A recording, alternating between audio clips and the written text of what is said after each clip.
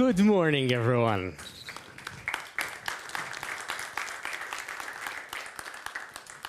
Good morning to everyone who's with us, and also very importantly, good morning to everyone who's following us via the Bruegel website. Thank you for joining us today for this very special event commemorating Bruegel's 20th anniversary. Now, I have to say, 20th anniversary makes me feel a bit old, because Bruegel is almost half my age.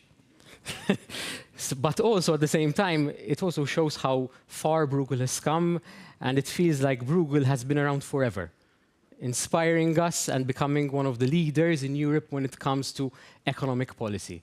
And long may it continue to deliver research of the highest quality for the next 10, 20, 30 years to come. My name is Jonathan. I'll be leading the discussions today.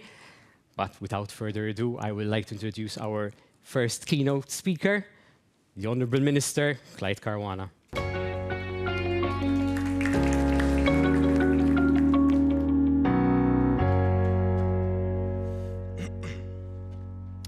Good morning, Excellencies, distinguished guests, colleagues, friends. I have to say that it is a privilege for Malta to host this important Bruegel anniversary conference in view of your 20th birthday. As we gather here today, Europe faces a moment of profound challenge and profound choice at the same time. On our eastern borders, Russia's aggression continues to cast a shadow of fear across the continent. Governments are rightly responding by strengthening their defenses and supporting their allies. Yet, even as we rise to meet these threats, we must guard against creating new ones from within. Threats born not from foreign aggression, but of growing inequality, social division, and the erosion of trust in the Union itself.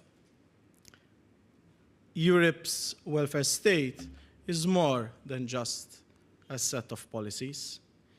It is part of our identity, a promise that growth and prosperity will be shared and that no one will be left behind.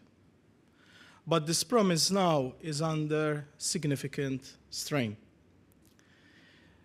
In the upcoming EU budget negotiations, there will be difficult conversations about how to balance new defense spending with long-standing commitments like cohesion policy, which support development and convergence across the Union.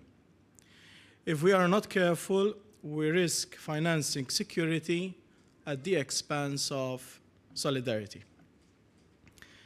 Greater defense spending is necessary in today's geopolitical climate, but if it comes at the cost of dismantling our social safety nets, we may find that we have won battles abroad only to lose the peace at home. At times, I find myself at a loss of why Europe is not recognizing the fact that its strength is directly linked to the strength of each national government within each member state. At a time where around us nationalism is on the rise, Europe finds itself with ever weaker governments. And I think you know what I mean, and I don't need to elaborate further on this. In short, rising inequality and social unrest could undermine the very European project that we sought to defend throughout the decades. This brings me to the first theme of today's conference, the design of our new fiscal governance framework. The framework we have today is fresher, more flexible than the one we had during the Eurozone crisis. It gives each member state the path to fiscal sustainability, while recognizing that each member state has unique circumstances. But rules, no matter how well designed, are not an end in themselves. At the end of the day, they remain tools. Tools that give governments the credibility with markets and citizens alike. Tools to create the fiscal space we need for priorities like investment in innovation, the green transition, and yes, of course, defense. They must be applied with balance, strict enough to avoid reckless spending, yet flexible enough to respond to crises and invest into our future. When these rules were conceived, we could not fully foresee the world that we're living in today. A world of war on Europe's borders, fragmented global supply chains, rapid technological change, and intense competition both on the Western and the Eastern front. This is why we must be vigilant. Rules designed for yesterday's problems cannot blindly be applied to today's realities. Fiscal frameworks must evolve, not just to ensure stability, but to actively support competitiveness and resilience. Without sufficient public and private investment, Europe risks falling behind in innovation and productivity. And if we fall behind economically, we also weaken our capacity to defend ourselves and our way of life. For small open economies like Malta, the stakes are especially high. We are deeply integrated into global trade and capital movements. Confidence is indispensable. Fiscal rules help us to build that confidence, to make sure that investors know that we are credible partners. But credibility is a double-edged sword. If rules are too rigid, they can limit our ability to act in the face of sudden shocks, whether a pandemic, a financial crisis, or a geopolitical conflict. Rigidity can be another enemy of credibility. Small economies need agility as well as discipline. This is why dialogue ensures in finding the necessary balance between the reassurance and the rules that empower it. All economies in Europe are individually small in a global context. As an economist, more so than the hat that I wear as a minister, I believe deeply in fiscal responsibility. Malta has set itself an ambitious goal to bring its deficit below the 3% and at the same time lower its debt to GDP ratio towards 40% of GDP. But fiscal consolidation must be done gradually and thoughtfully. If we cut too fast, we're choking the very growth that sustains our welfare state and creates the revenues we need for the future. At the onset of the war between Ukraine and Russia, I said that this is going to be a marathon and not a sprint. That's why the measures that we have enacted some 3 years ago have to be sustained for the long run. It's no coincidence, therefore, that Malta has been enjoying the highest growth rate in the Union for the past years. The goose that lays the golden egg must be nurtured and not sacrificed. Hence why the gradual and sustained reduction in the deficit has permitted us to retain growth while at the same time adhering to the rules. Fiscal responsibility does not mean austerity. We have proven that it can go hand in hand with social and economic progress. Ultimately, the question before us is not just technical, it is profoundly political. The choices we make in designing and applying fiscal rules will determine what kind of Europe we hand in to the next generation. Definitely, we must mobilize capital, both public and private, to finance the green transition, digital innovation, and of course, defense. We must complete the capital markets union to channel Europe's vast savings into productive investment. And we must do so whilst protecting the social model that has made Europe what it is today. If we succeed, Europe will emerge a stronger continent that is secure, competitive, and united. If we fail, however, we risk a cycle of stagnation, inequality, and division. In the end, our task is simple to state, but hard to achieve: to keep Europe safe, prosperous, and fair. Defending our values and our way of life is as important as defending our borders from aggression during these dangerous times. Fiscal rules, therefore, must be an instrument that make both possible: stability and solidarity, and security together with social justice. As we debate today, let us remember that rules are only as strong as the vision they serve. And let that vision be of a Europe that inspires hope, protects its people, and stands resilient in a turbulent world. Thank you.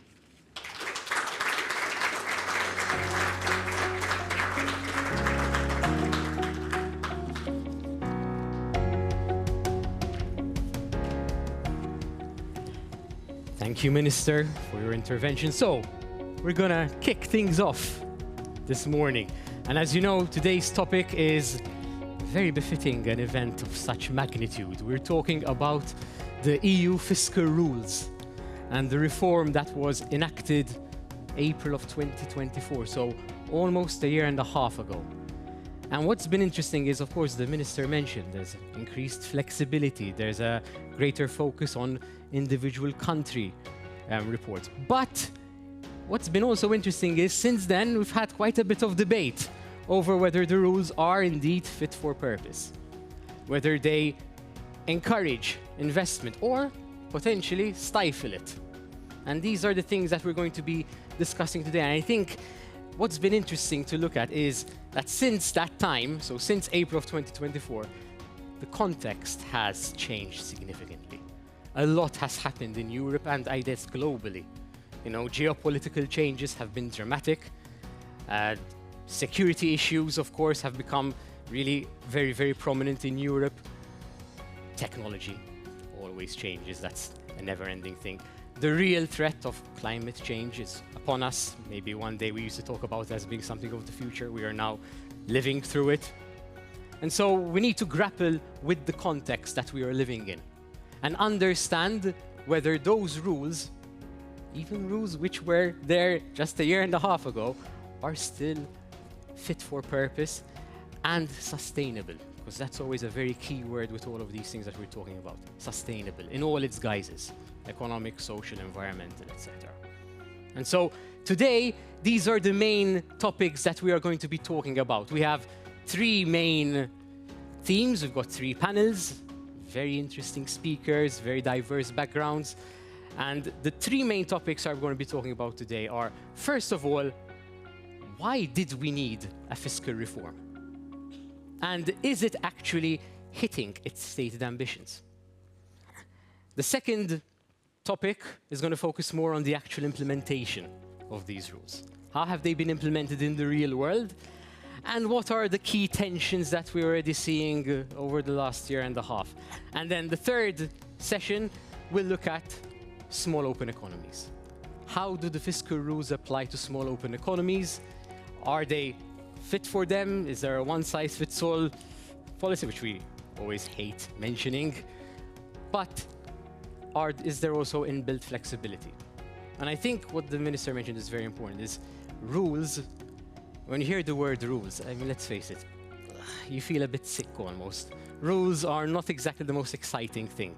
And unfortunately, over the last few years, the words Europe and rules have become synonymous with one another, you know, kind of like Trump and tariffs.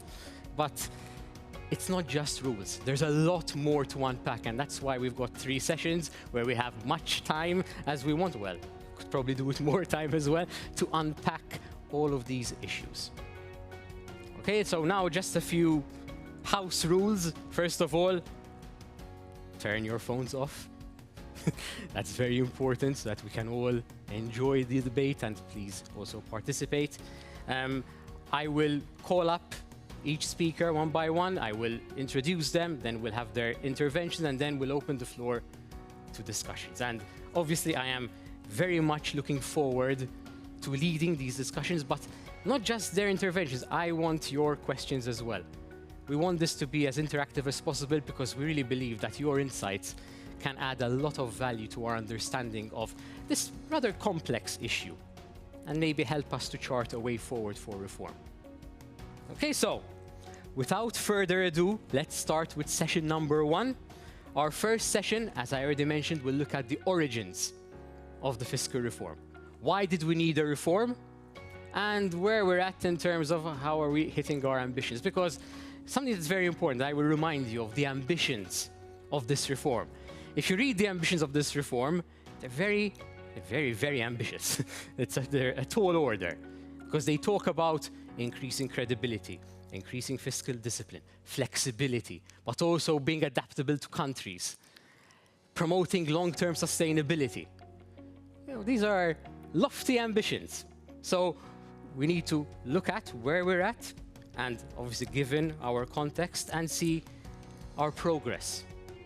And I think it's going to be an interesting discussion because you can have all the lovely ambitions you want, all the lovely targets, but where are we in the real world?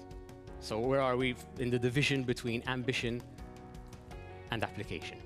And that's what we're going to be discussing today. So in this first session, I will invite the speakers up. So we've got Dr. Moira Catania, who's the chairperson of the Malta Fiscal Council.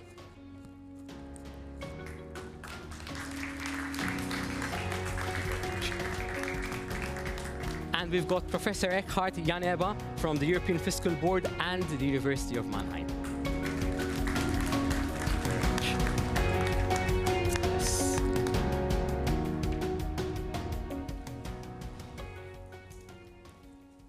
We've got your mic. So I will start with you, Dr. Catania.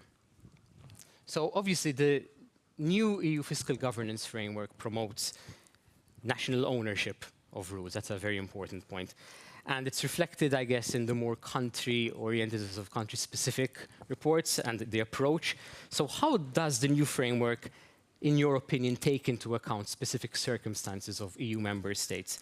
Have we really moved on from one size fits all? And is the framework actually contributing towards greater national ownership and then hopefully compliance with the rules? Okay, so first of all, thank you for inviting me to participate in this very interesting debate on the EU fiscal governance reform.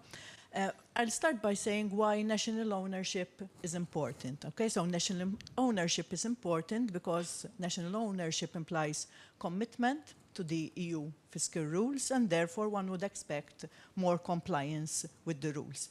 And in the EU setting, okay, so this is more important because the Stability and Growth Pact is a supranational rule, and one of the main weaknesses of this framework has been the difficulty to have enforcement on sovereign states.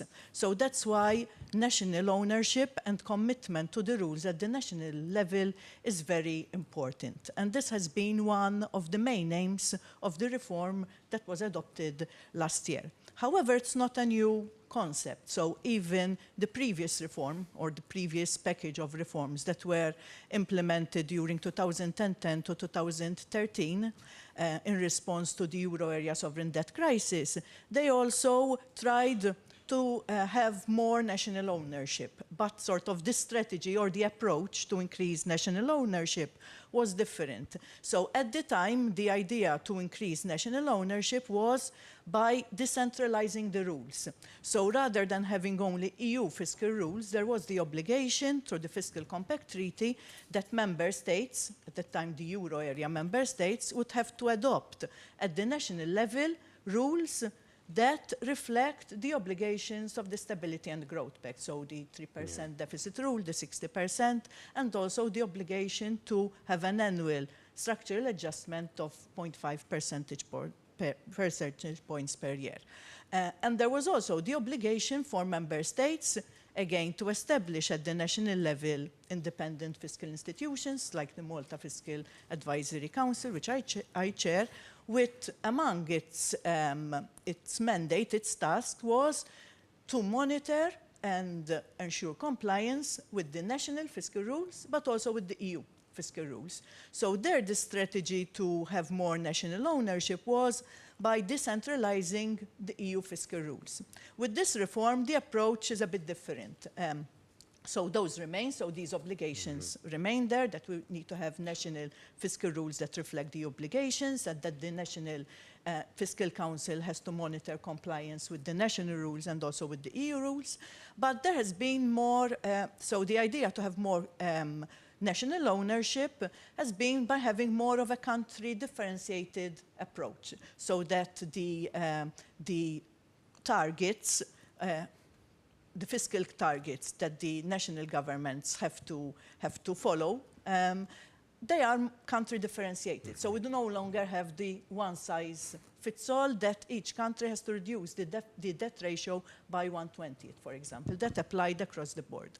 So now with this reform, so there's the debt sustainability analysis, so it's a risk-based approach which takes into account country-specific characteristics. So the initial debt level, potential output growth, cost of aging, and from this exercise, there's one indicator that is the sole indicator for monitoring and compliance, the net primary expenditure growth, that is derived but is individual for each member state.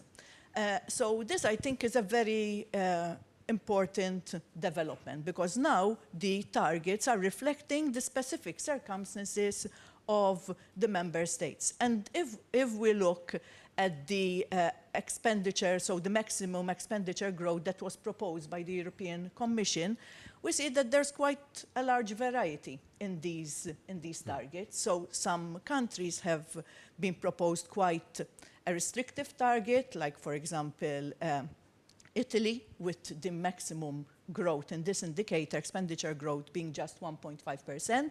But then you have other countries, like Malta, for example, where the target is 5.9%. So these variations, I think, shows the importance that we have a country-differentiated approach, because surely a one-size-fits-all expenditure target would not have been appropriate, because it's apparent that countries have very different characteristics and trajectories for debt sustainability. So I think this was a very important step to have more national ownership, because now the target is more reflecting the needs and the requirements of the individual member states. So I think this was a very important development. A second, I think, also important part of the reform was also procedural. So the way that the targets are set. So the approach is more of a partnership approach. In a way, I think it's similar to what was applied also with Next-Gen EU and the Recovery and Resilience Plan and the agreement on the commitments there. So the Commission issues what is known as a trajectory, which is defined as, described as prior guidance. So it's not that the target is imposed centrally from Brussels on the member states. So the Commission sort of proposes this target based on this debt sustainability analysis, taking into account country-specific characteristics. And then there's a dialogue, a technical dialogue with the member states. And member states can adopt this trajectory proposed by the Commission. They can adopt a more restrictive one, or they can make arguments for allowing a bit more leeway.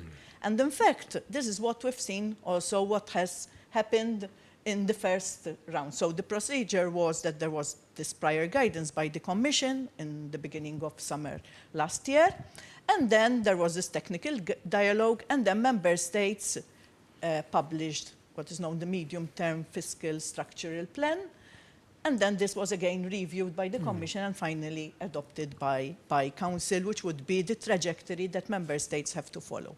And if we see what has happened, we see that some countries have adopted the prior guidance of the Commission. So they considered that this was an appropriate fiscal strategy for their country. That includes Malta, Italy, for example. There were countries that went beyond that decided to be even more ambitious and adopted targets that were more restrictive, so lower growth and expenditure than the Commission was sort of allowing. This includes, for example, France. And then there were other countries that proposed or made arguments for more leeway. And they proposed higher expenditure growth than the Commission was proposing, and this was endorsed by Commission and eventually Council. So we see that there was, again, country differentiation and also flexibility, and that this partnership worked. And the difference is also when the Commission and eventually Council endorsed this sort of more flexibility in expenditure growth was quite significant. For some countries, it was around 1 percentage point annually. So it shows that the framework, the procedures in which it is implemented, they also it allows flexibility at the national level. Another aspect of more country differentiation is the fact that the framework allows countries to move beyond the 4 years and have an extended period of adjustment of 7 years if they commit to certain investment and reforms. So again, this is an element of where you do not have a one-size-fits-all, and you have a number of countries that have, I believe, 5 or 6 that have gone for this extended framework. I will not go a lot into detail because I think that this will be covered in the next part of the discussion. So overall, I think, yes, the new fiscal framework has tried to have more national ownership through this country differentiated approach, both in terms of the targets and also in the procedures used, sort of, let's say, allowing negotiations and some leeway in the setting of the targets. So we've moved away clearly from a one-size-fits-all regime. Have we moved completely away from this? In my opinion, no. Why? Because the fiscal governance, or the form of fiscal governance that is embedded in the fiscal framework, remains one that is based on a rules-based system.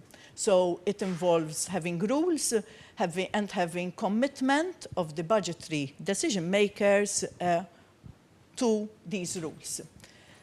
But this is not the only form of fiscal governance. So in the literature on budgetary institutions, basically there are 2 forms of fiscal governance. One is this rules-based approach, which is also known as the contracts approach, that has been sort of the core of the EU fiscal framework despite the various reforms.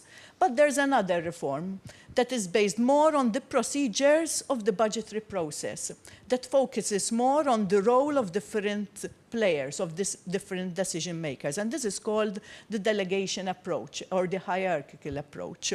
And in this fiscal governance form, you have more powers to the finance minister, during the part on budget negotiations vis-à-vis spending ministers, and also during implementation, so that you have more control and avoid expenditure slippages. But also during the budgetary approval stage, you have restricted amendment powers for Parliament. So here the aim is to centralize budgetary decision making. And again, in the literature, there has been a lot of debate that how important it is that the form of fiscal governance, so the system that is used to have fiscal discipline, reflects the political, social, and institutional setup of a country.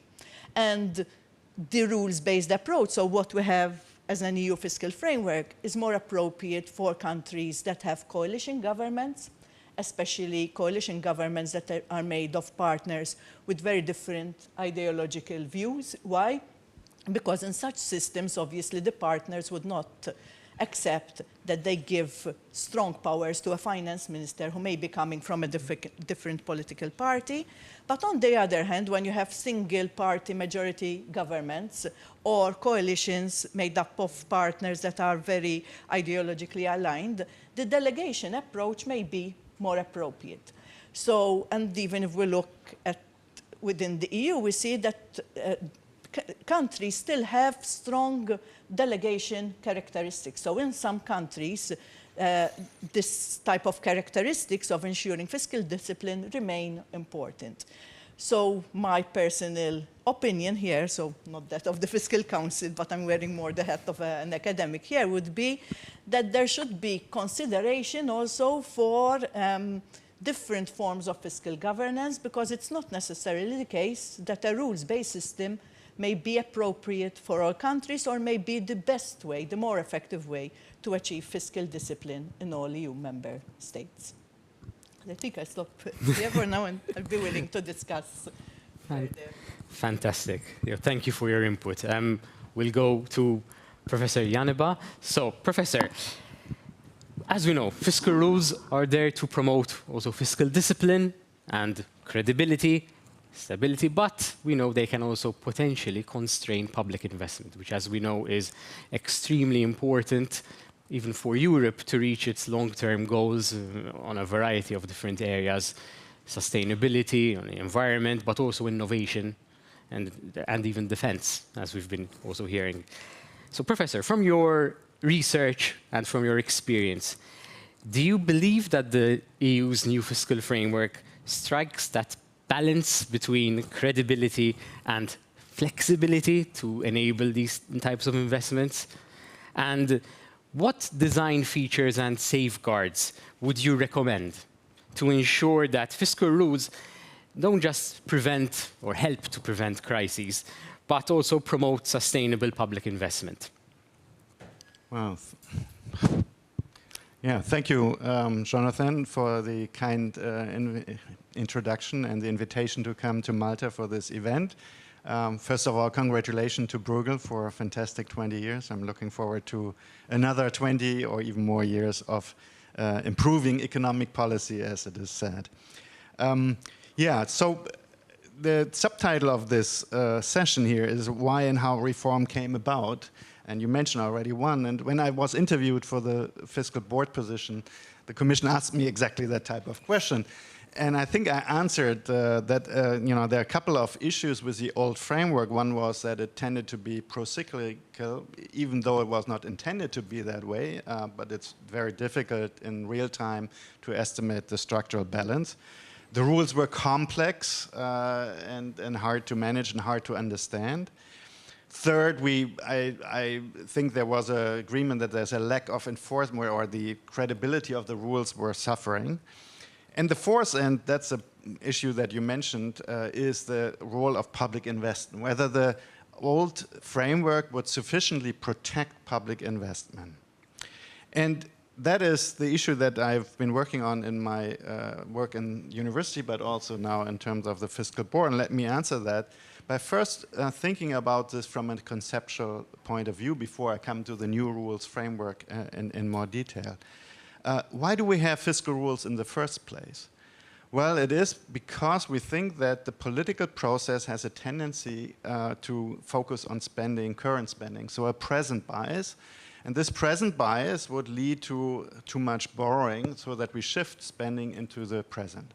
And this is not to blame policymakers like our minister here, but rather it's a response to voters, right? I mean, it's us who are basically behind that. But it has this tendency that we spend too much in the current period relative to the future. This is the typical deficit bias that we know from the literature. But there is a second dimension to the very same bias, and that is that the mix of government spending is tilted, biased toward consumption spending away from investment spending, precisely for the same reason, because consumption spending is a benefit today, whereas investment spending may deliver benefits in the future. So we have the typical problem of present bias is a twofold, an anti-investment and then a deficit bias. And I think there's evidence, or anecdotal evidence, and that comes from my home country, Germany. If you travel, maybe you take a flight through Frankfurt or you drive on German roads, and you will see this is in very bad shape. the German infrastructure is in bad condition. Whereas in the 2010s, Germany had fiscal surpluses many years in a very healthy economic situation.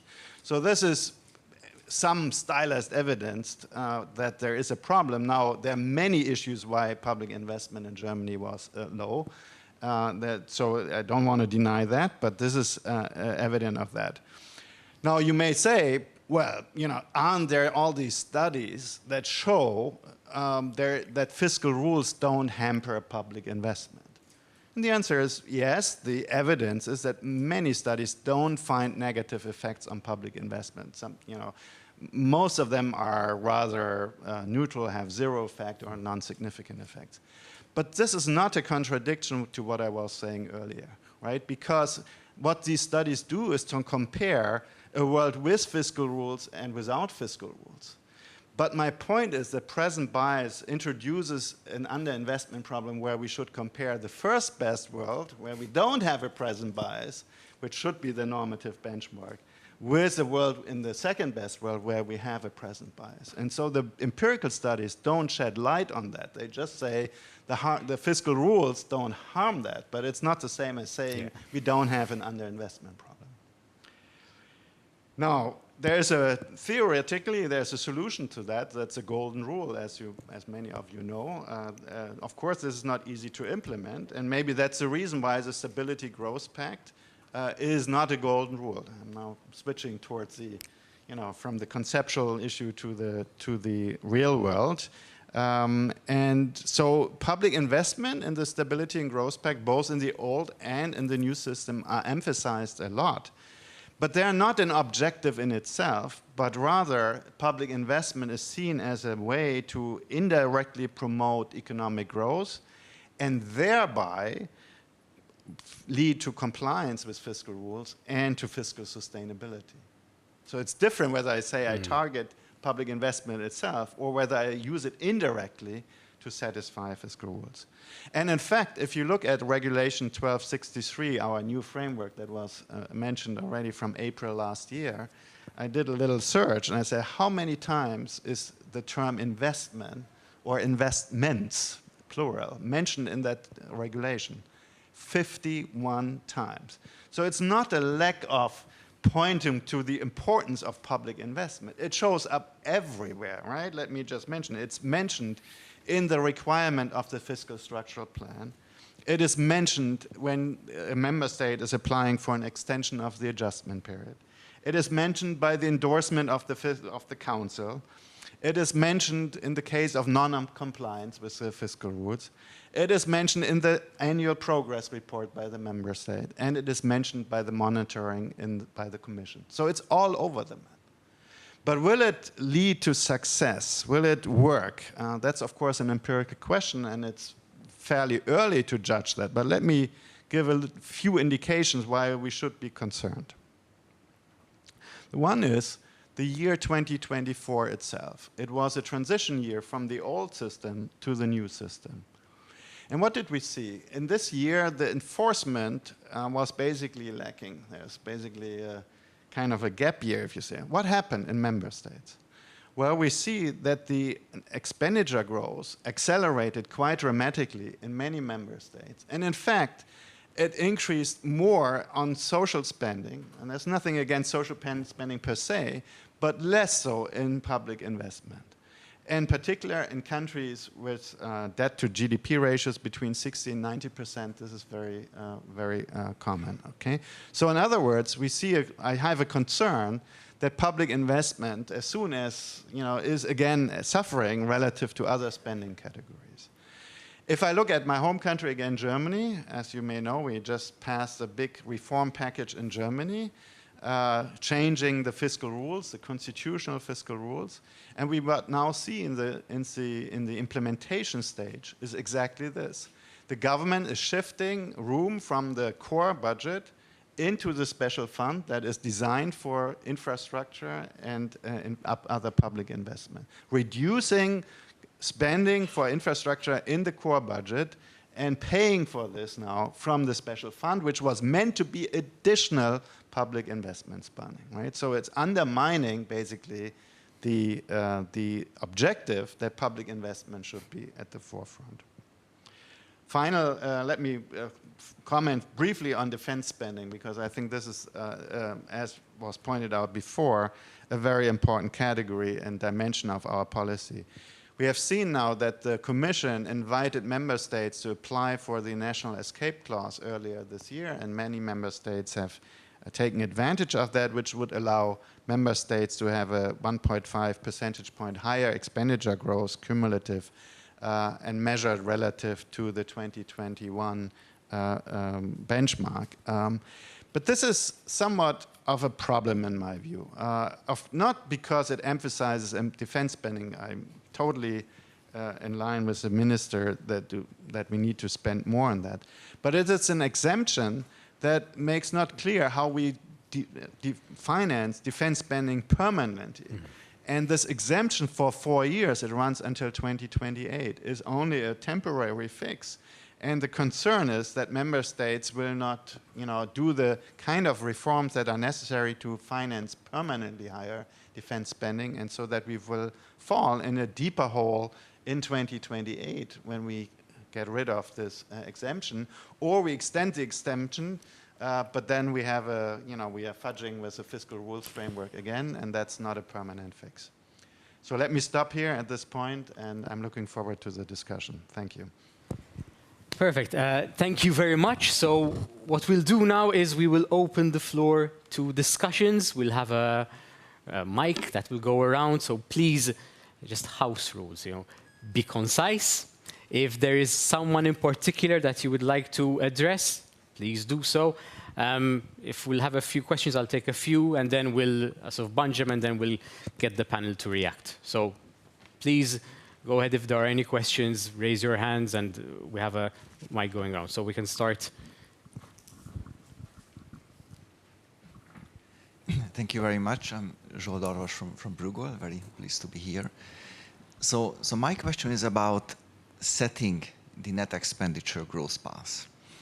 I have to say that I'm still very much an advocate of the current system. I think an expenditure rule is really have lots of beneficial properties compared to the previous structural balance rules. But what we also see in the application is that the way you set is, first of all, very tricky, but also rather controversial. Because the way it is set there's a fiscal adjustment requirement which is set in terms of a structural primary balance, and this is translated into a net expenditure growth.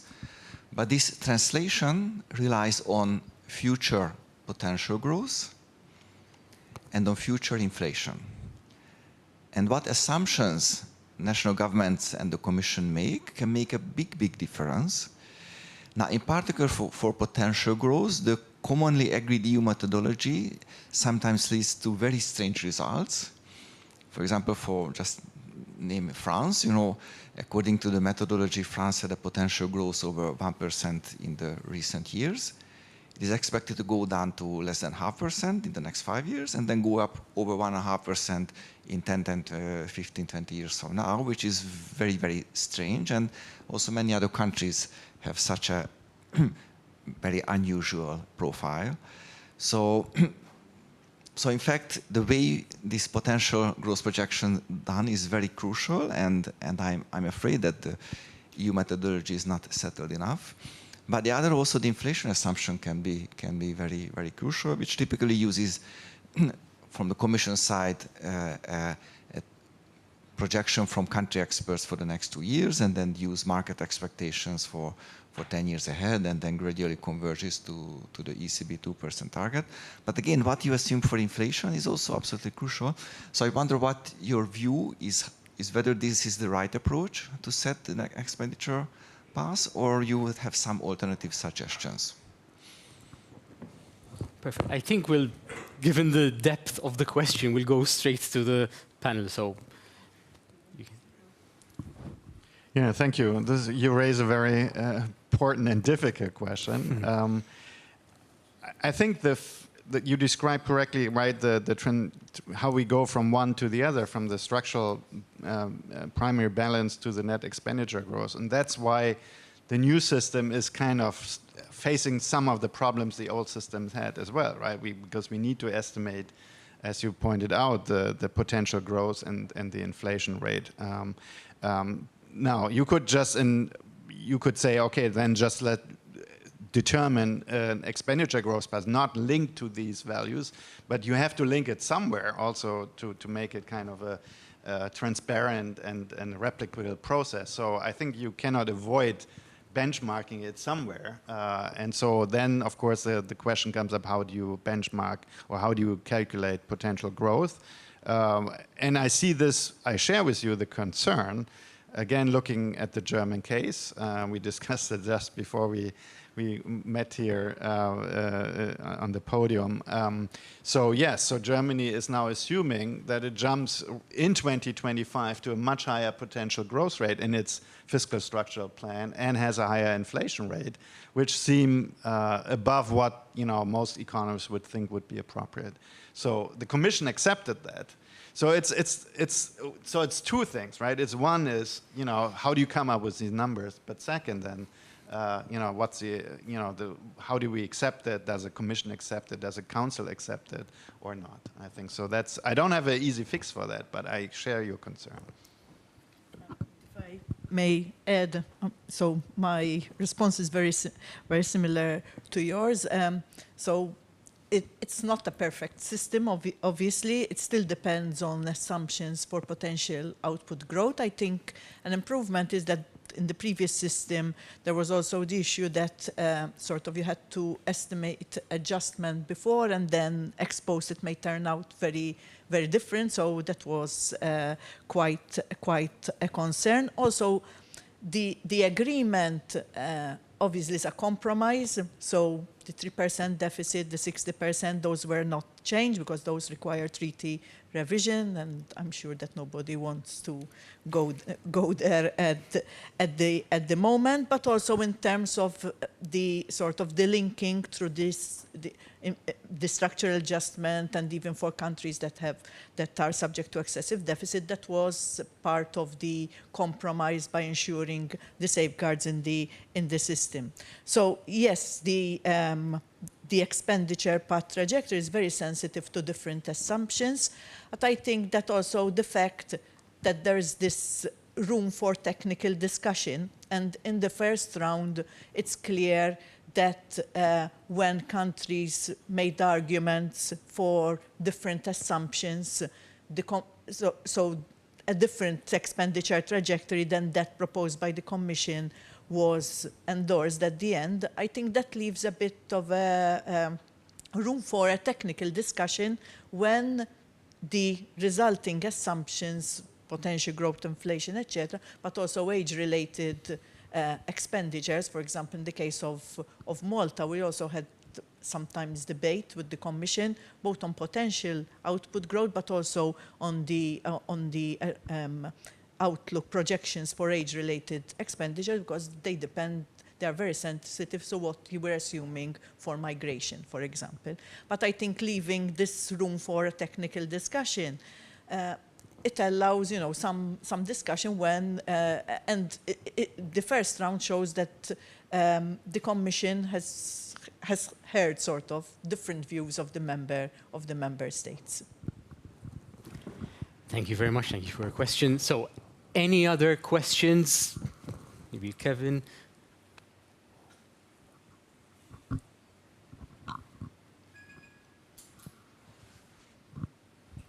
Thank you. Rather than a question, just a follow-up to your questions. From the practical point of view, what we see is that at least the new framework, whereas the old framework was based on the output gap, which had various problems in the estimation of the output gap, and it was very volatile. So it's very difficult to establish a clear target. This is more based, first of all, on potential growth, which is at least more stable than the output gap itself, even though they are related. So at least in terms of stability, the new framework we think is a very substantial improvement. Secondly, I think there is also underlying it the DSA framework, as you know, which rather than targeting the growth which is allowed by potential growth only, it also looks into each country's past, looking at also the volatility of growth and previous crises, and through those stochastic simulations, it actually targets a more prudent growth than the actual potential growth, depending on the past history and those stochastic simulations. So there's an additional buffer. So it's true. I mean, it's not perfect, I agree, but I think it's still a substantial improvement from the previous one. Very good, thank you. If there are any reactions, perhaps? Just to add one small remark, I think one part of the new regulation is to smooth the time series for potential growth, right? If this is unstable. And now you may say this is a good way of making adjustments because of this instability, but it also has meant that now this provision allows member states to, you know, like Germany, to claim we jump immediately into this higher potential growth rate of 0.9, whereas most economists would think 0.5 is already, you know, an optimistic value for the next coming year. So again, I think it's a framework that allows these things, and that's a concern. Even though in principle I agree, right? We should take into account these, looking into the past, what are the dynamics, and try to match these as closely as possible. Yeah. A small Yes, of course. comment also. The new system, so you have the expenditure growth, which is fixed for 4 years, which is a positive thing in that there's stability, so there's commitment, so you know there's everyone knows what the targets are for the next four years. But if circumstances change during this 4-year period, then sort of there's uncertainty whether there can be an argument to change this, the commitments in terms of expenditure growth. So, for example, in the case of Malta, the potential output growth projections are quite high.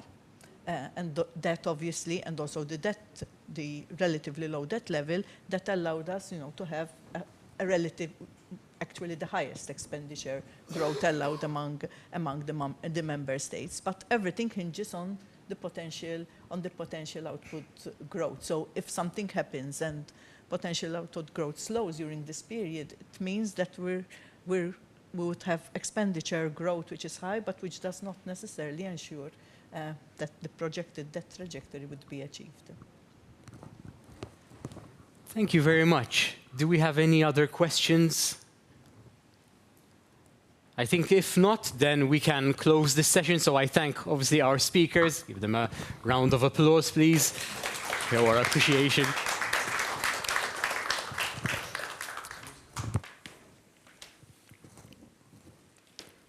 You know, and I think it's a really good way to start things off, trying to understand the origins, the challenges, and as we've seen also, there's quite a bit to unpack in terms of the methodology. Obviously, this is not simple. But I think something that was really interesting that sort of was alluded to in all of the speeches, and I think touches upon what the minister mentioned, is you can rewrite the rules as much as you want. There are, you know, it's the easy part is to rewrite rules. But rewriting rules with a purpose is much harder. And it's extremely important that any reform, any fiscal reform, needs to be done with an overarching goal in mind, and especially in the EU context, the EU's long-term goals, be it whether they're green, innovation, productivity, all of these things. And therefore, we need to understand how these rules contribute towards the EU's long-term goals. And that is the benchmark also for success. Apart from then, even the methodological issues that we got into as well, which I think are part and parcel of when we get into these compromises. The compromise between flexibility and discipline. and that's always going to be there, and it's always going to be a challenge. So I thank my speakers once again, and we'll move on straight away to our second panel. So our second panel today is going to look at the actual implementation of the rules. You know, we've had a year and a half-ish of the rules. How have they been implemented? And what are the main tensions that are already emerging? Are we seeing certain things that perhaps need tweaking? Because there's been a lot of debate. Even among Bruegel scholars, I've seen a lot of papers on this topic. It seems almost insane to talk about this, but in the year and a half that has preceded this implementation, a lot has happened in the world. Let's be diplomatic. The new US presidency has shifted the geopolitical and economic reality that we live in, even in terms of trade. A lot has happened. And there's been a lot of debate over whether we need a reform of the reform. That's already being talked about. And that is part of what we're going to talk about in this session now. So I'm going to introduce our amazing trio of speakers. We've got Dr. Zsolt Darvas, Senior Fellow at Bruegel. We've got Ms. Paula Fonseca Costa, Deputy Director General of the Ministry of Finance in Portugal, and we've got Mr. Sandro De Marco, Deputy Governor of the Central Bank of Malta.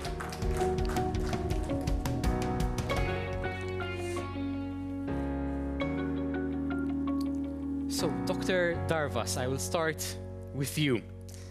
So, in your June 2024 policy paper, you highlighted a key potential weakness of this fiscal framework, and that is that it could unduly constrain public investment, which obviously, as we know, is extremely important, even in light of, and you actually mentioned that it would be especially problematic unless we have a substantial increase in EU funding. And even as we've seen over the last year and a half, the Draghi report, which has become almost biblical in its importance with regards to competitiveness, and the criticism that Europe is not doing enough to mobilize resources to really push forward the competitiveness agenda. And so, looking at these developments since your paper, how do you now assess the risks that you had identified last year? Do you think that the EU is on track to address those risks, or do you think that actually there's still a huge risk in terms of derailing large-scale investment? Thank you. Thank you very much. My short answer is yes, there is a major risk, but let me elaborate it a bit more.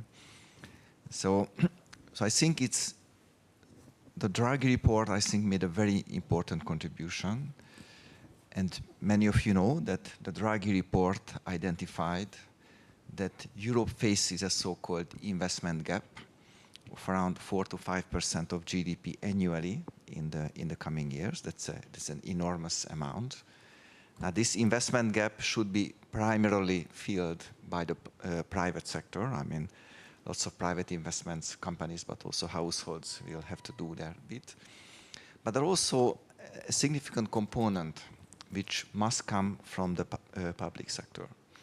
Now, Draghi, in his report, didn't quantify how to divide this 4 to 5% investment gap between public and private investment needs.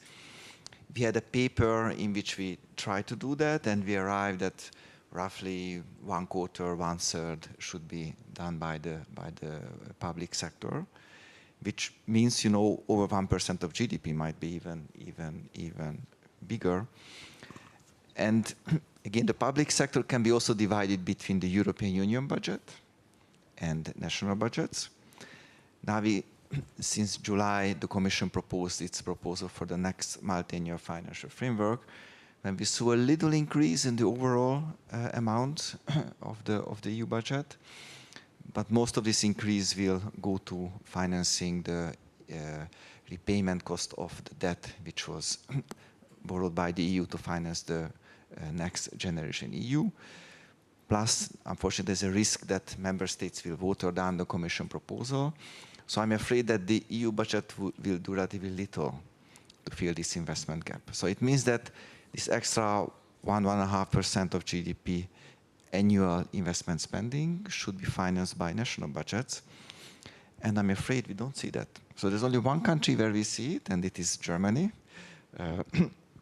As Professor Janabe mentioned, Germany introduced a special extra budgetary fund, but at the same time you also mentioned that they are reducing their investment spending within their ordinary budget. So I wonder about the overall impact, but still Germany plans to do a sizable investment push, which is good. This is what we wanted from Germany to do for a long time. But if you look at the aggregate of the 27 EU countries, so in a research we looked at how much these countries invested in 2024 and what their plans suggest they plan to do by 2028, so 4 years from now, which is a relatively long duration. And you see that on aggregate of the EU, the planned public investment increase is just 0.25%, so 0.25%.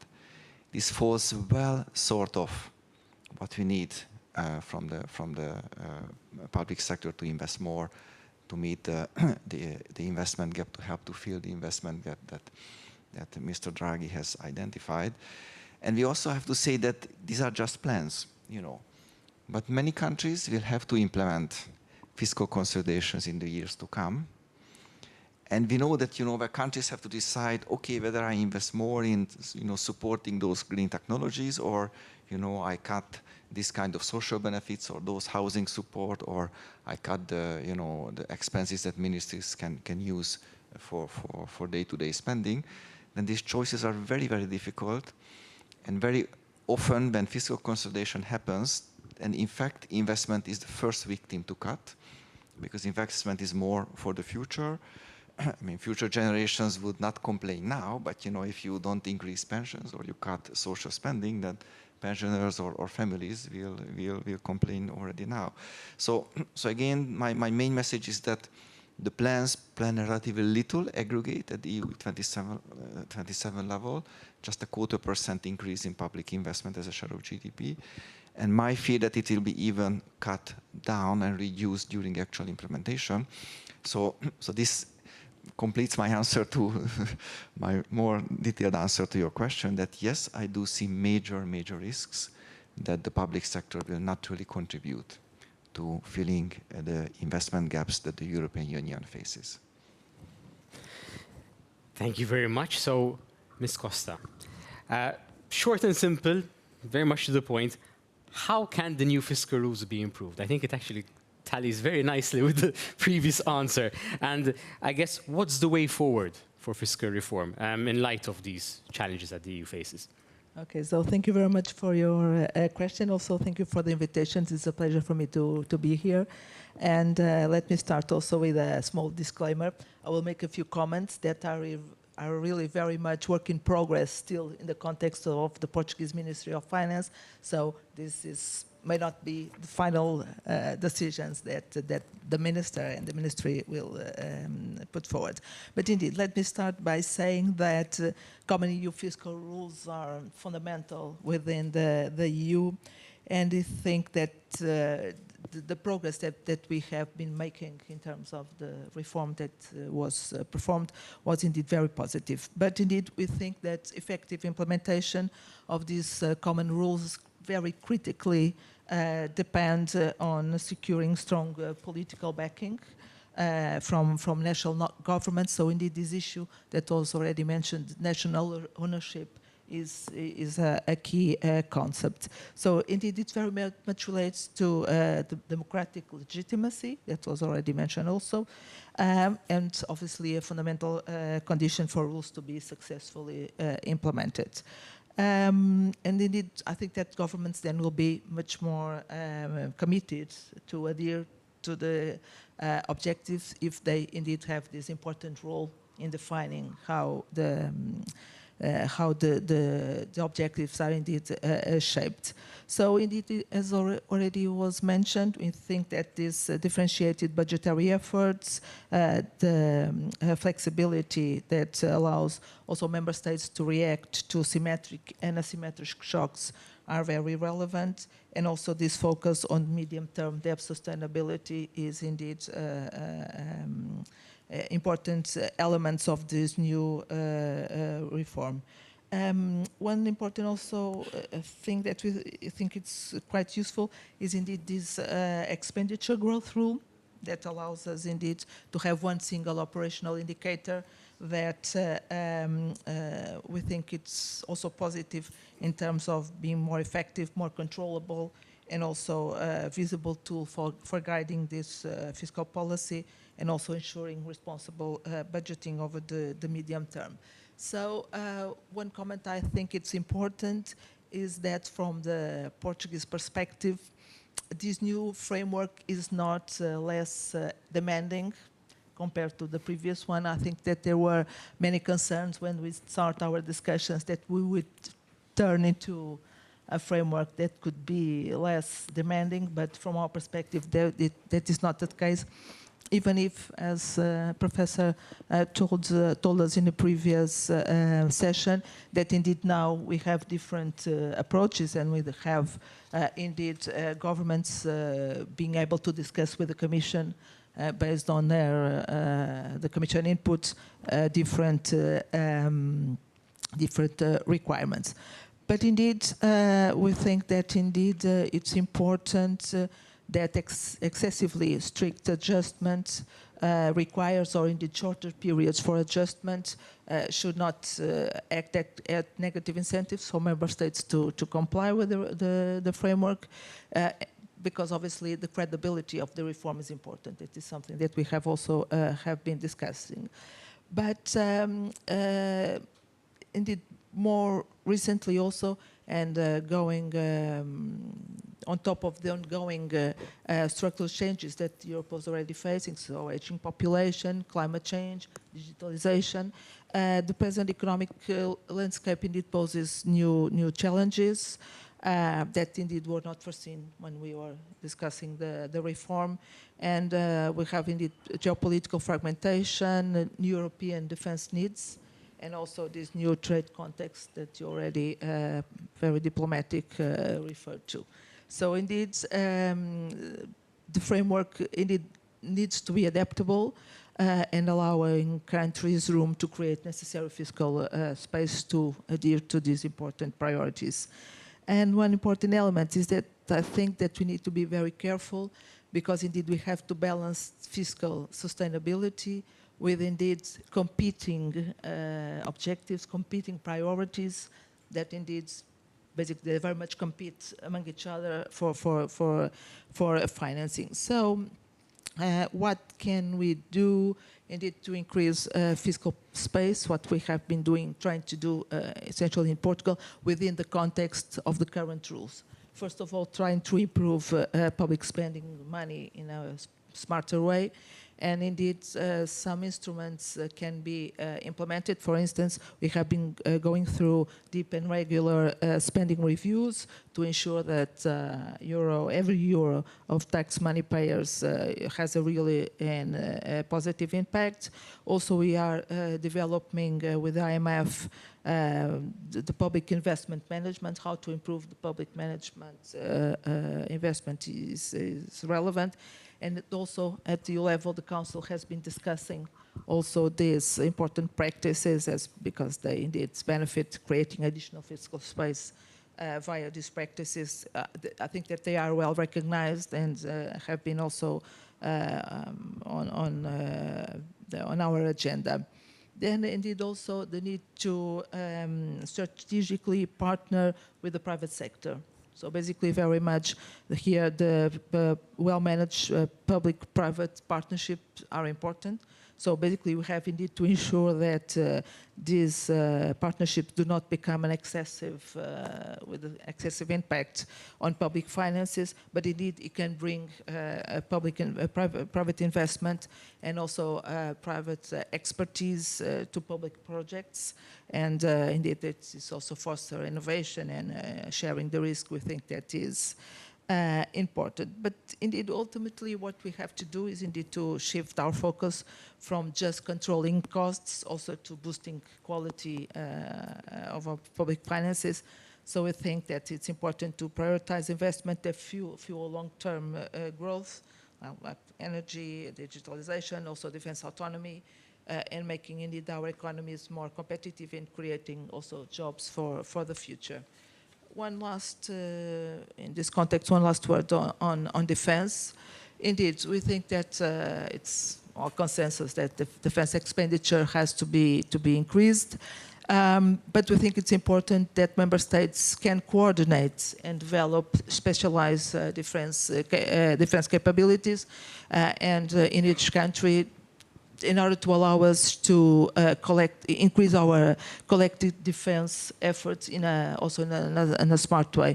Indeed, try to avoid duplications, and again, smarter use of our resources. But indeed, for us, it has also been a concern that this increase on defense expenditure does not undermine the sustainability of public finances. And we think that reaching our defense targets has to be done within budgetary discipline.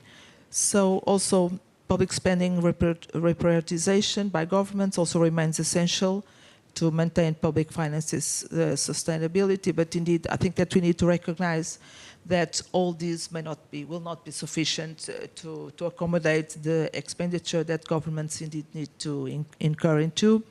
And as also already discussed, some changes to the economic governance framework could be indeed a way forward. I know here Bruegel has already made some proposals. As I told you, we are still internally also discussing the ones that have been presented. There are also some that we think it could be indeed thought through. First of them, allow member states to review the budgetary objective that they set, eventually every 2 years, basically needed based on the member states' requests, ensuring that indeed our goals remain realistic and achievable, and even if the economic landscape shifts. Then also we also have this emergency brake, so the escape clause.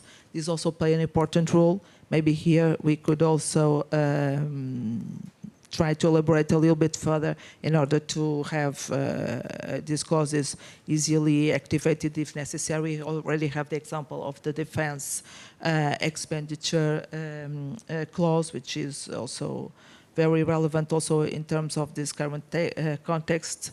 It's an important boost for governments to comply with the requirements that are needed. Then this could be also relevant also in terms of helping member states dealing with unexpected events. We have these extreme weather events, natural disasters, also the surge in inflation, and sometimes also other severe economic shocks that we have been facing over the last decade, actually. So indeed, so we think this is also important. But my last point now deals a little bit how we can indeed deeper our EU instruments. We think that indeed, and the Portuguese authorities have been advocating the need to create the creation of the EU-level instruments, which I think it's very relevant because they are important to provide adequate responses to the challenges that the Union faces. So a permanent European budget capacity, yes, is something that has been discussed but never implemented. A permanent macroeconomic stabilisation instrument to address shocks is also essential, and we think that this is very important because it reinforces the anti-cyclical nature of the existing budgetary rules. Because if indeed based solely on a national budgetary capacity, it is insufficient given the level of European integration and differentiated fiscal capacity and fiscal space, I would say, among member states.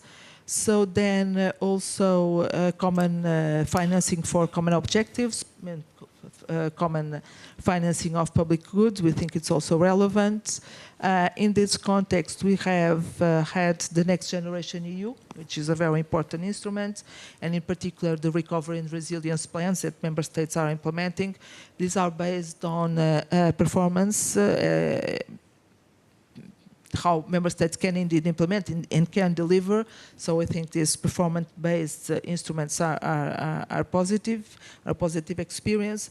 Also, as I already mentioned, the next multi-annual financial perspectives will be important also.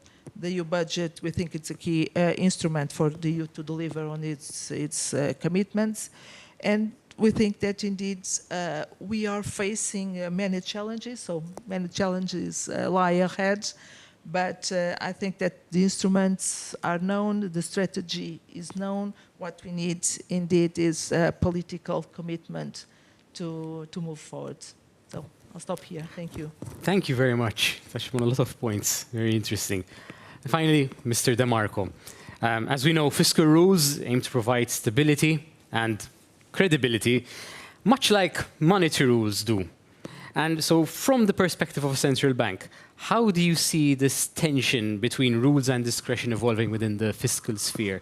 And do the new rules offer sufficient space for macroeconomic stabilization? Okay, sorry. I'll start from the latter question about the issue of macro stabilization.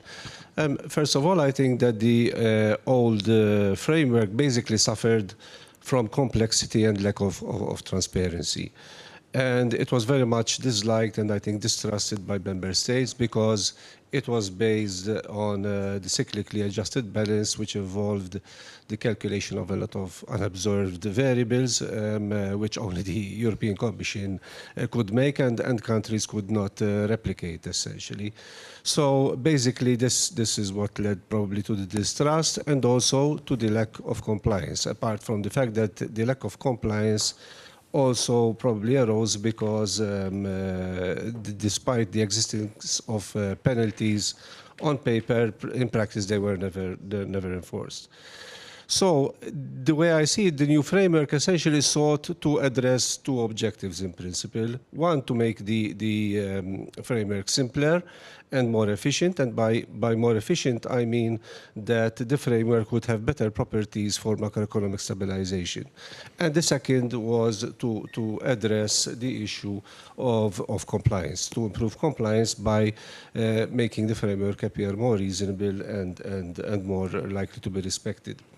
Now, with respect to the first objective, the new framework, I think, is a step in the right direction, certainly, because the old one, as I said, was complex and did not sufficiently distinguish between the diverse fiscal situation of member states, and especially with respect to public debt levels. And the experience was that fiscal policies were essentially pro-cyclical and in the good times basically were not exploited to create fiscal space. Now, the new framework essentially puts country-specific debt sustainability basically as the cornerstone of fiscal surveillance, and the net expenditure indicator as the sole basis for the fiscal adjustment part. And this, of course, helps to simplify and make the framework more transparent and allows for more flexibility with an adjustment part now extended from 4 to 7 years, which, of course, could help member states undertake long-term investment plans and structural reform. So it makes the framework more friendlier, let's say, with respect to macroeconomic stabilization. However, the safeguards that are in place are expressed in terms of structural bands, and they reintroduce effectively some complexity in the framework. Although the coordinated use of national escape clauses, as was the case in the defense spending, provides some flexibility in that regard. Now, as regards to the second objective, that of improving compliance, which is very important under the new framework, the member states, of course in consultation with the European Commission, draw up their own medium-term fiscal plans. And as mentioned before, this should give greater national ownership than in the past. It is still early days, but I believe that this objective will remain a likely challenge. And earlier on in the previous panel, it was mentioned that 2024 was a transition year. And indeed, in 2024, the old rules, let's say, applied, but member states already knew about what the new rules were. And if you look at the European Commission compliance data or fiscal compliance data, between 2021 and 2023, all the both the low, medium, and high-risk countries in terms of debt sustainability all showed progress in the compliance indicator. But when you look at 2024, as was mentioned, there was a deterioration by those countries grouped in the medium and high-risk for sustainability. And basically, when you dig deeper, the risk, as was mentioned, was coming from the expenditure benchmark, which will be the key compliance indicator for the new framework. So basically, this seems to suggest that both medium and high-risk countries took advantage of the transition period by increasing their expenditure more than they sustainably should. And perhaps this was an anticipation that the new rules would not allow them to make such kind of expenditure. Basically, it's like telling someone that from 1st January you'll start a diet, and today you will go on food binging until 1st January arrives.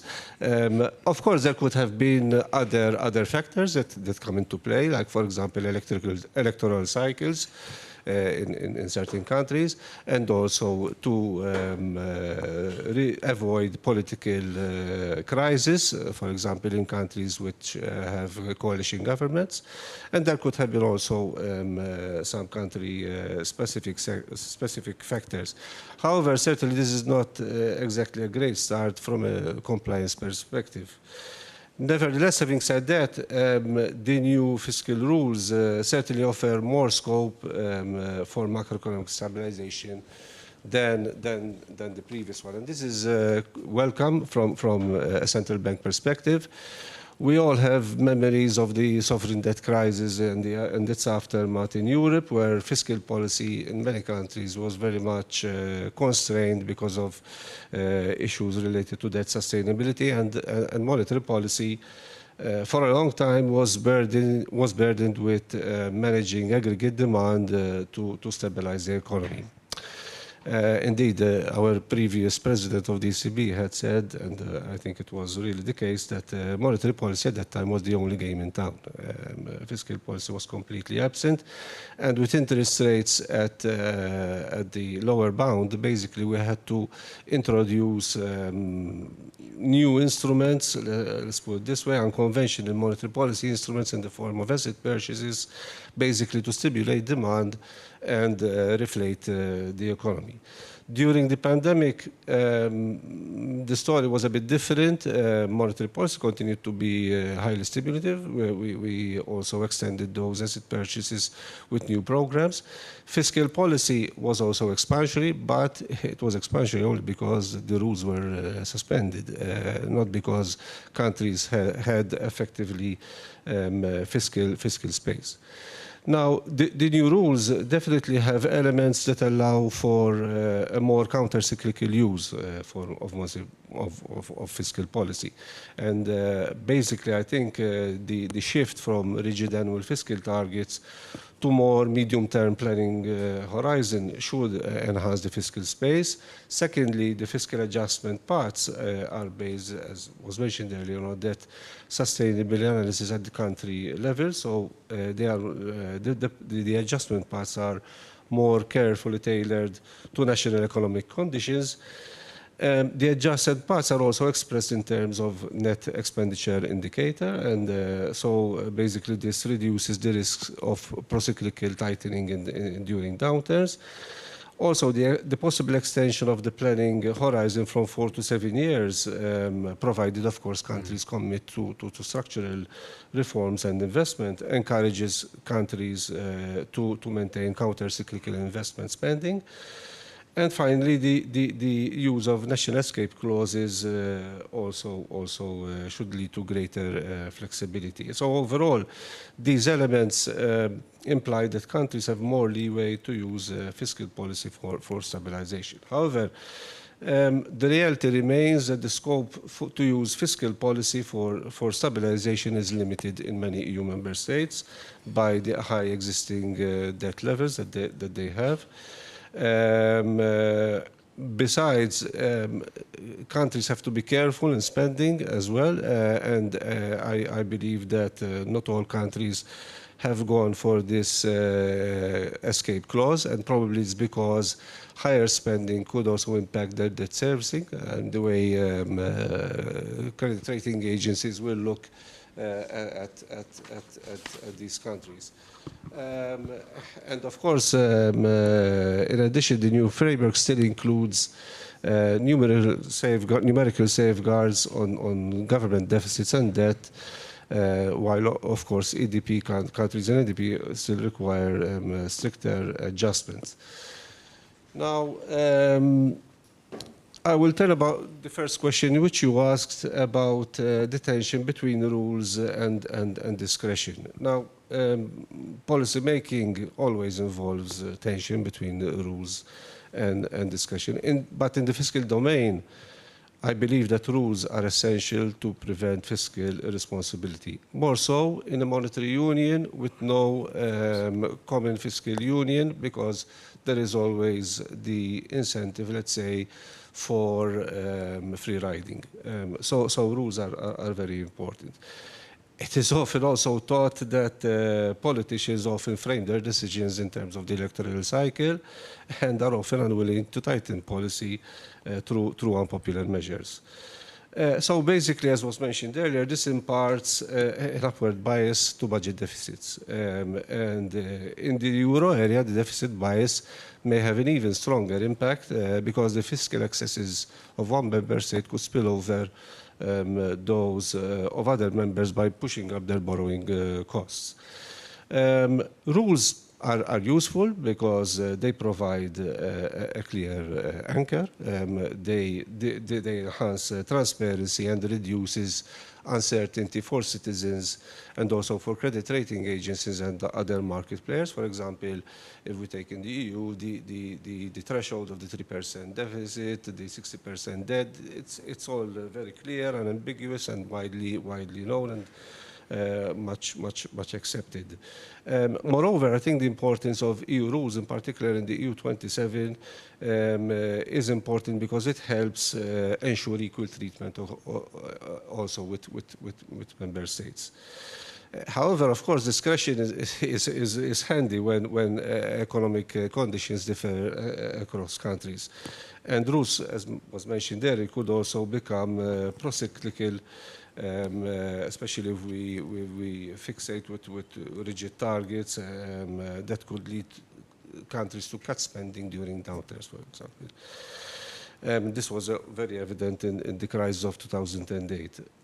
The increased flexibility of the new fiscal framework, however, is an attempt, let's say, to allow for more discretion. Now, the balance between rules and discretion in the European governance framework is quite fragile, I would say. because the safeguards for debt reduction to ensure deficit resilience could end up overriding the flexibility embedded in the DSA approach. In addition, flexibility, as we said, is limited for countries in EDP, as they would need to follow the prescribed deficit reduction path. However, the flip side to that is that too much discretion would undermine the credibility of the framework, which could lead to increased market pressures, especially for the heavily indebted member states, and consequently that could rise their borrowing costs. Besides, also regarding behavior of consumer also raises the savings rates in expectation of future tax hikes when fiscal policy deviates from its rules. The enforcement of the new framework now needs to be tested. And in the past, enforcement has been quite, I would say, politically driven, with the Council being unwilling to take action against non-compliant members. So the first test of the framework will now come in 2026, when there will be the assessment of the results of the 2025. The first test comes for the new framework comes at a time of, let's say, when the geopolitical world has become very different from what it was a year earlier and when the new framework was agreed upon. The new US administration brought profound changes, which certainly could have been hardly contemplated, let alone anticipated. Now, the behavior of the new US administration essentially stems from their own fiscal realities, which is being tackled in a way that is essentially dismantling multilateralism. So that is the biggest change. If you look at the fiscal performance in the US between 2019 and 2024, on average, the annual deficit in the US was 8.1% of GDP per year, whereas in the EU, it was just 3.6%. That is less than half as much as in the US. And in fact, also public debt in the US in 2019 was at 106% of GDP, and now it is 122%. That's an increase of 16 percentage points.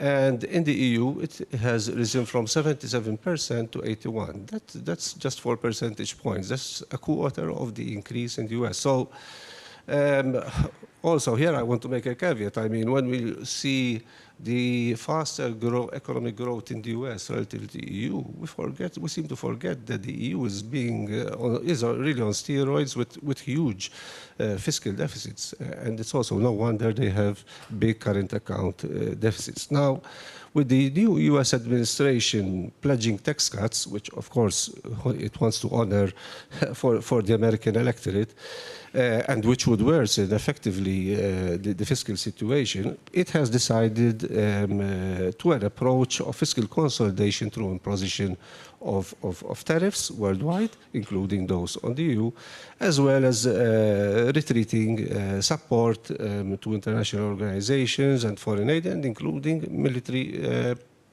support here in Europe.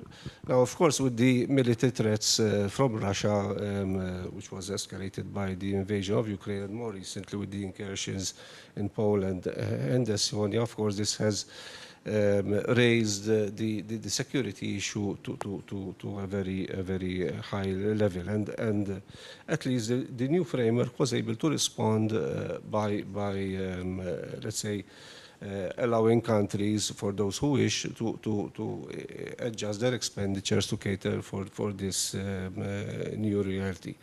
So to conclude, overall, I would say that the existing framework does include some flexibility, which can cater for this geopolitical reality that we are living today. What the current framework needs, and this was mentioned earlier, is how to incorporate the infrastructure investment needs of the EU. The Draghi report was mentioned, and it was put that 800 billion would be needed in investment. So with the new framework focusing on expenditure, fiscal consolidation, of course, could lead to pressure on public investment. Investment plans, as was mentioned earlier, of EU countries show that over the next 3 years, investment is expected to increase by less than 0.2% of GDP, and investment in the EU overall is around 3.5% of GDP. So that's not much, as you mentioned earlier. There is this gap. So this is a challenge that needs to be addressed, especially in view of the investment needs in the green transition, digitalization, infrastructure to improve competitiveness. The way we see it is that the creation of a fiscal capacity with more issuance of common debt could be an avenue that could be better exploited. It perhaps was a missed opportunity with the last reform. Of course, we recognize that this is not easy to achieve politically, but creation of a safe asset that could be and more coordinated expenditure at the EU level with central fiscal capacity could also enhance the macroeconomic stabilization properties of the framework. I'll stop here. Thank you. Thank you very much. We can open the floor once again to questions. As usual, you know the drill now, concise. And if there's someone in particular you want to target, please obviously feel free to do so. Got the mic going around as well.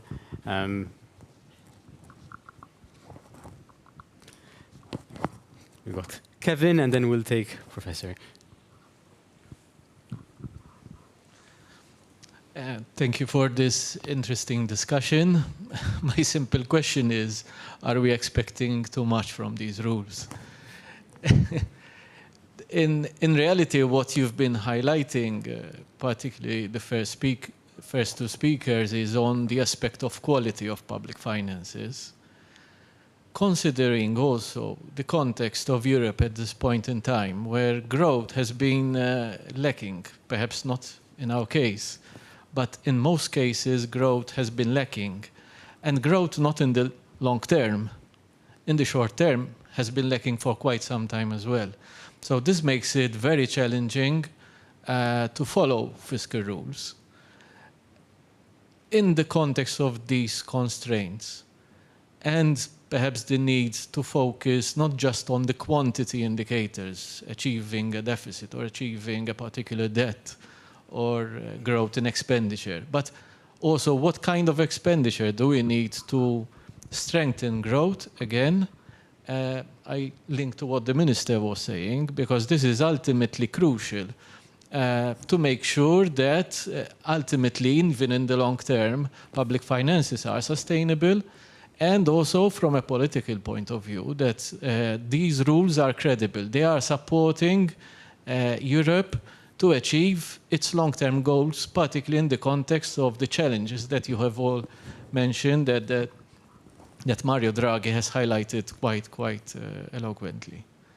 This is my question to you. Very good.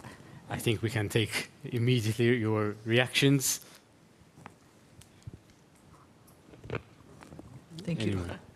Yeah, so indeed, from my side, just to add that indeed I agree with you. As I already said, we have indeed competing objectives and basically very much competing priorities for the available funding that member states have. So the Portuguese experience has been very much, I would say, framed by our situation, that you know that in a few years ago, many years ago, we had to ask for external support.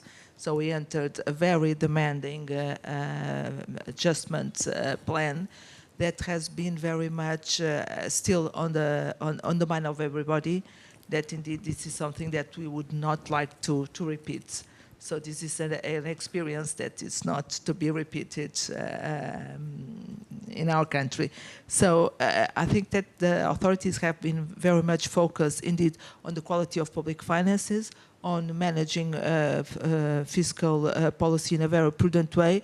Indeed, also if you compare our not very long ago history, we have indeed systematical deficits, and now for the past years we have been managing to have surpluses, which is something that indeed brings a lot of credibility also to the public finances and also to the country. Rating agencies have been improving the Portuguese rating. So I think all in all, quality and quantity, we will have to find ways to manage fiscal policy in a way that allow us to keep prudent approaches, while obviously political changes, political choices are going to be difficult, but indeed keeping public finances sustainability as a priority, I think it needs to be the answer. Yeah, if I can also say a few words, I mean, so I fully agree with you with your very first question or comment that we shouldn't expect too much from fiscal rules in this regard, not least because certain fiscal rules about quantities. Now you also mentioned, also Paola mentioned the crucial thing of quality, which is, you know, very difficult to measure. I mean, for quality, there is also a quantitative concept to that. For example, whether spending on investment is maintained and increased and other current spending are reduced when, for example, there is a fiscal adjustment. But even within current spending, you know, if you look at a particular program, you know, supporting, you know, households or families, whether this is well targeted, that's also a major quality issue. So even within current spending and also within investment, there are major questions about what we can call quality. And indeed, fiscal rules which are about the big picture, you know, about the bigger aggregate numbers, they can't really go into those nitty-gritty details, how you should do. But let me make some good news. I mean, in my first intervention, I was very pessimistic about whether investment targets can be reached. And I still remain skeptical about that. But in defense of the new rules, I think they make a lot of effort to try to encourage, for example, investment.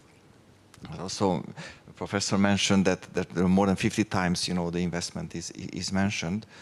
Moreover, in one of our calculations, we compared what fiscal adjustment the new rules require and what the old rules would have required. And what we found that for about 1/3 of the countries, the requirements are broadly the same. But for the majority of countries, the new rules allow a more gradual, so less, first of all, they allow less fiscal adjustment. So the total adjustment needs to be done is lower, and also allow it doing the more gradual, because it can be done over 7 years. So these features of the new rules could foster higher public investment.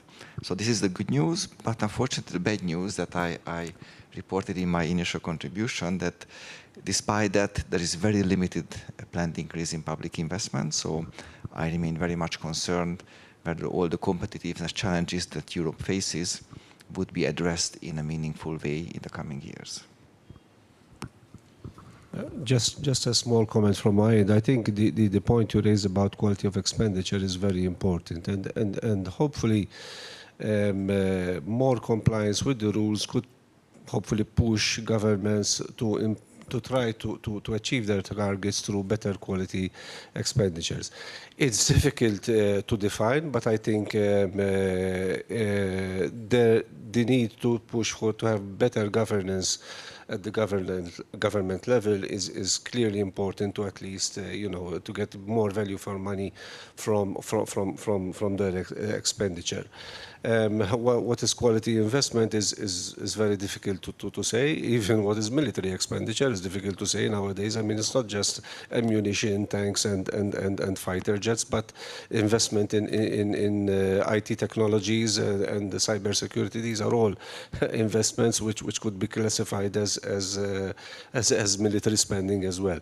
So the issue is that on definitions, it's difficult to pinpoint and to include in the framework quality expenditure. That would certainly make it more complex. Hopefully, the push for more compliance with the framework could compel governments, and especially if they have a strong governance framework in their expenditure program, to go for more quality expenditure to contain their fiscal, the quantitative numbers. Very good. Thank you very much. We can go to Professor Janeba. Yeah, thank you. I wanted to come to one aspect that we touched upon but not focused so much on. That is the fact that the new governance framework allows for 4 to 5 year plans with an adjustment period up to 7 years. So this is a longer term horizon, and I think most of us, certainly economists, would welcome that for the reasons that you were mentioning. You know, you can take a longer horizon towards public investment. It may help in stabilization, macroeconomic stabilization. But there's one aspect that concerns me, and that is the political commitment to these longer term plans. And to make it concrete, what about France and maybe other countries that are in very difficult political situations where it's not clear that the government survives even until next year, but now we have plans that go far into the medium to long-term future. So could that come back to us? I mean, that the thought of advantage that we would have with a longer-term horizon could come to be a disadvantage if the political stability is not given? Very interesting question. Whoever wants to go first. So, I mean, I think we can just agree with you that obviously the political commitment is essential, and certainly it's not just the rules which must guide fiscal policy, but much more a more general stability-oriented culture in the whole economy, which should ideally be shared by political parties, by various other institutions, the central bank, the Ministry of Finance, the Fiscal Council, and so on. So indeed, I mean, rules can't solve everything. There needs to be a stability-oriented political culture.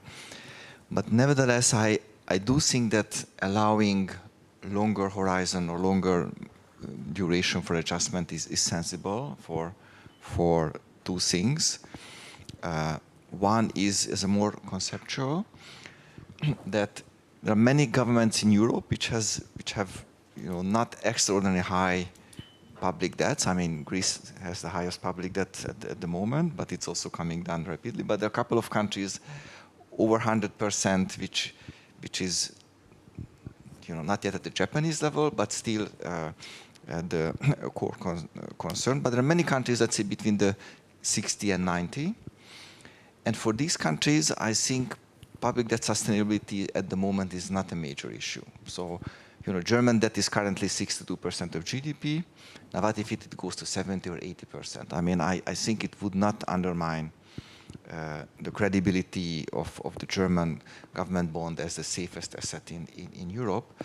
And for such countries, if they want to spend on sensible things, and again, the German government wants to increase public investment and want to spend more on defense, I think this is absolutely welcome. And the rules somehow should foster that. But again, as you also mentioned, and we also will have soon a paper assessing the German fiscal plan. The way Germany tries to do it is not the best way, I'm afraid, because first of all, they promise initially a big fiscal boost. In the next 2 years, they want to make a big fiscal expansion.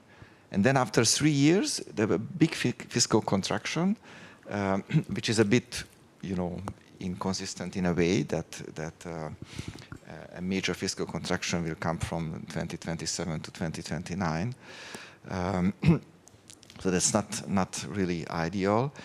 And secondly, as you also mentioned, Germany adopted very optimistic assumptions. For example, assuming that potential growth, which was estimated at 0.4, less than 0.5% last year, supposed to jump to 0.9 already in this year, which is I think, very, very unlikely to happen.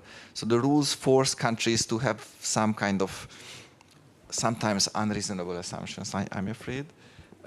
So a way to revise the rules would be to allow a more freedom and, again, longer-term adjustments for countries which are not at the risk of unsustainable debt, like Germany with the 62%, but there are many other countries. And for these countries, a longer-term adjustment, I think, could work well. Now, you are right that, the political commitment to a longer-term adjustment matters. But still, if these countries have a strong culture of fiscal responsibility, like Germany has, Netherlands has, many other countries have, I think a longer-term adjustment would be much more desirable.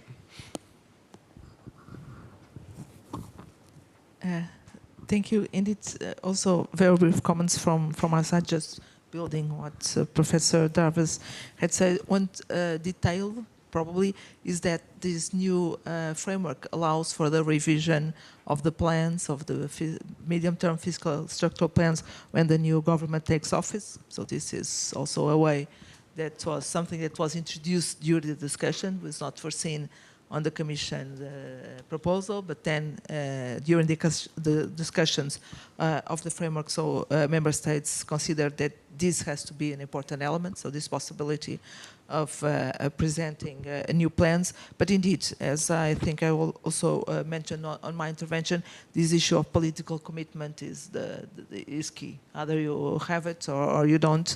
And this is why the issue of the national ownership is so important. Okay, and I think that indeed in these new rules, we were able to improve ownership, obviously within the framework that has been decided, but even so, ownership increased, and this is, I think, that the right way to have a more willingness and more capability for governments to reach the objectives that are set. Yeah, I think the key word is political commitment, irrespective of whether it's within the same government or with future governments. Of course, I think this was already a criticism at the start of the framework, because the length of the fiscal plans up to 7 years meant that this was not consistent with the electoral cycles. So you could, yes, potentially have a change in government in between. But even if the fiscal plan was shorter, it could have been the same thing. So you still end up with the same problem. So I think conceptually it makes sense to extend it to 7 years. It gives more room for gradual adjustment. So it will have challenges, of course, especially if you have changes in government in the interim, because different governments may have different priorities, and that could be challenging for the fiscal plan. But I think it's still, I would still consider it definitely as a positive step to extend the fiscal horizon. Very good. Do we have any other questions? We've got one there. Hi, I just wanted to ask a brief question. So on pro-cyclicality of the new fiscal rules. So the past criticism on the older rules was that they are pro-cyclical. I guess my question is, to what extent do the new rules try to correct for this, especially since the net expenditure indicator is heavily influenced by potential output, as already was mentioned, but also by the structural primary balance. So yeah, how does the new rules actually tackle this issue? So again, this is another feature of the new rules that I view very positively, because an expenditure rule has an embedded cyclical stabilization property. Because what you do is you set, your nominal expenditure growth for the next 4 to 7 years. Now, if a recession comes, and GDP, contracts and inflation collapses, you still keep the same growth rate of expenditure. So it helps you when there is an economic recession to support the economy.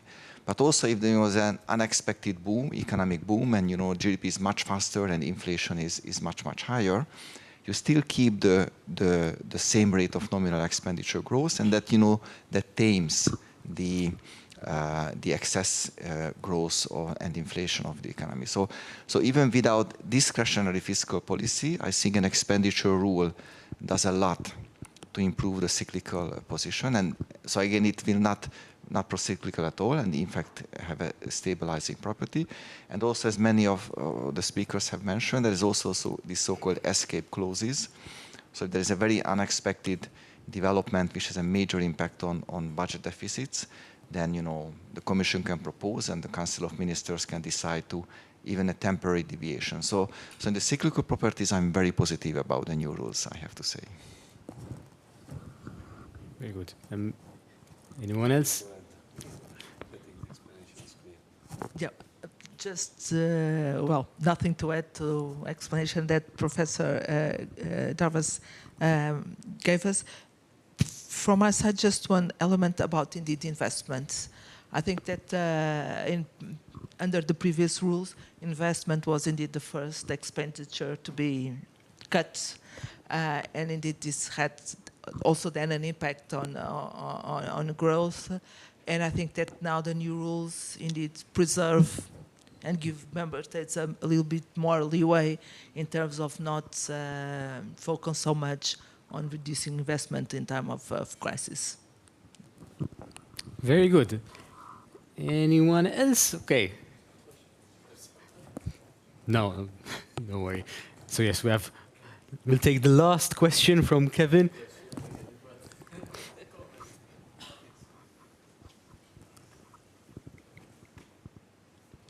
Just a comment, perhaps, that's an invitation for reflection. The extension allowed is based typically on a commitment for investment and reforms. So in a sense, there is in the EU framework that incentive.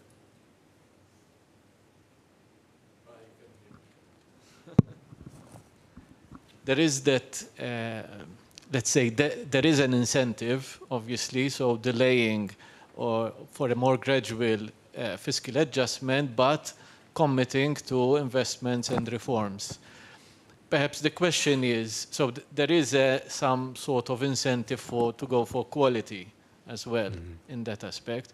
But do you think, let's say, that incentive is enough, is going to be enough? Obviously, this is something we need to revisit like 3-4 years down the road to see whether that has been sufficient incentive to go for more quality as well and more investment as well. So it is part of quality as well. So I guess, I don't know what your opinion is. Probably we'll have to wait and see. But I would, perhaps it's important to reflect on that as well. Sort of we tried in these new rules to try to put, at least create some sort of incentive, whether it's enough or not.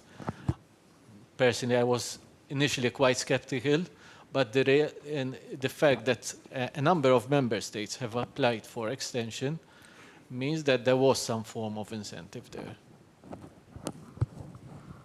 Interesting. Any? Maybe just a quick response. So indeed, a number of countries asked for a 7-year adjustment period, and they detailed what kind of investments and reforms they would like to do, which is a good thing. However, during the implementation and compliance assessment, only the net expenditure growth path will be formally monitored. Now, all countries will have to report what investment they did, and they might report, oh, sorry, we didn't do anything. But even if they report that, but keep the net expenditure path as it was approved by the Council, then nothing happens. So the enforcement will only focus on expenditure growth, and indeed, you're right, we will see in 2-3 years from now whether all the promised investment will actually happen, or that will be the victim of fiscal adjustment.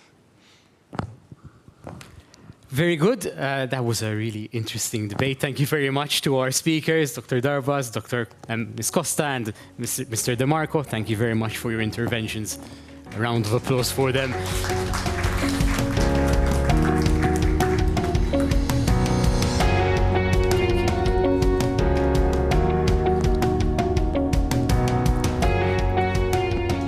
So, very interesting session, I think. I think if there's one thing I would say is, if I had to talk about the implementation of the rules, it's mixed, as we would expect. It's an early stage, as we've already mentioned. We still have quite a way to go. It's only been a year and a half, but some very interesting observations already. I honestly, I loved something that you said.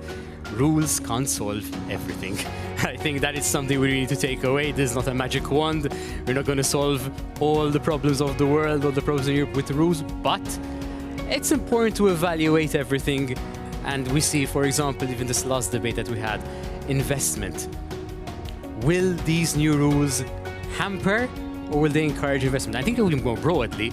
Will the new rules hamper or encourage our ability to deal with future shocks, but also maybe exploit future opportunities? I think that is an important thing, and something perhaps that wasn't mentioned but was alluded to also was the question of investments in not just in infrastructure but more broadly in the environment, in climate change. So if you, for example, Ms. Costa mentioned in Portugal special funds for extreme weather events, and that's almost reactive to what's happening out there, but perhaps more proactive measures related to adaptation. And those would be something that would be interesting. I also found very interesting, some of the speakers mentioned EU-wide funding mechanisms and EU-wide initiatives, which then touches upon the always thorny issue of EU federalism and what appetite is out there for EU federalism and this type of intervention, particularly even given the recent European Parliament elections, for example, and where things are going, but definitely an interesting debate that I think definitely needs to be had. So, very interesting debate. I think it's something where we're seeing, on the one hand, yes, more flexibility, more even simplicity, perhaps surprisingly. There has been, at least, there hasn't been an increase in complexity that perhaps we were expecting. But then, at the same time, how much flexibility is there for investment and for member states to really be able to compete and push the competitiveness agenda forward as we know we should be doing. So very interesting, all the while keeping in mind we need fiscal discipline and we need credibility. So there's a lot to unpack. And I think this leads us very, very well into our next session. Our final session today, I know it's gone by very quickly. Our final session brings things a little closer to home, because our final session deals with the new rules and how they impact small open economies, like Malta, like Greece, any other countries in the EU. And as we know, as we've heard already as well, small member states which are very open, are highly integrated with financial systems, with economic systems, with trade, so therefore have particular vulnerabilities. And so how do these new rules take into account these vulnerabilities? This is a very important question about one size fits all. It always comes back to this issue of one size fits all. And obviously, also research even has shown us that in small states, this tension between short-term adjustment and longer-term sustainability is perhaps even more magnified. And obviously, there's a very limited ability to influence things internationally. So we really need to understand this and unpack it. And I mentioned we're bringing things closer to home, but I feel like these issues are very pertinent to many other countries, actually any country in the EU, because we live in a world that's very interconnected, very globalized, where really countries are extremely exposed to international shocks.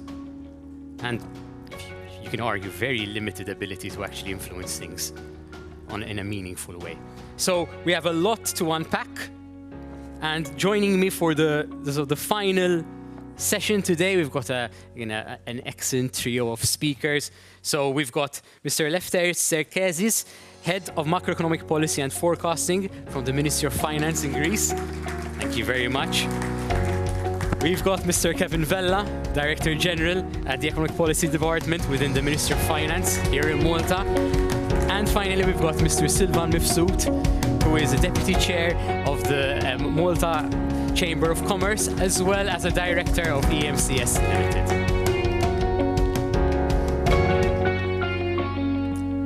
So I'll start with you. Small open economies, so like Malta, like Greece, have these unique vulnerabilities when confronted with external shocks, and external shocks can be a wide variety of things. So it could be changes in terms of international demand. We've got also things like change in terms of trade, which we've seen also recently, and important sectoral shifts. So, for example, if it's tourism or even transportation, which is obviously also very important sectors for us.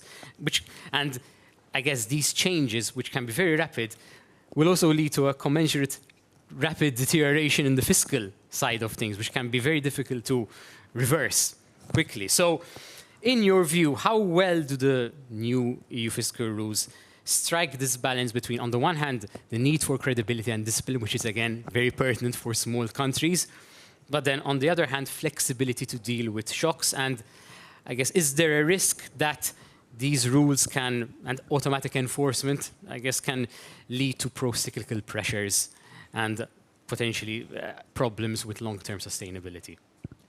Thank you, Jonathan. Thank you for the question, and thank you for the invitation. It's great to be here. Let me also offer the usual disclaimer. The views that I'm about to express do not necessarily represent the views, the positions of the Greek Ministry of Finance.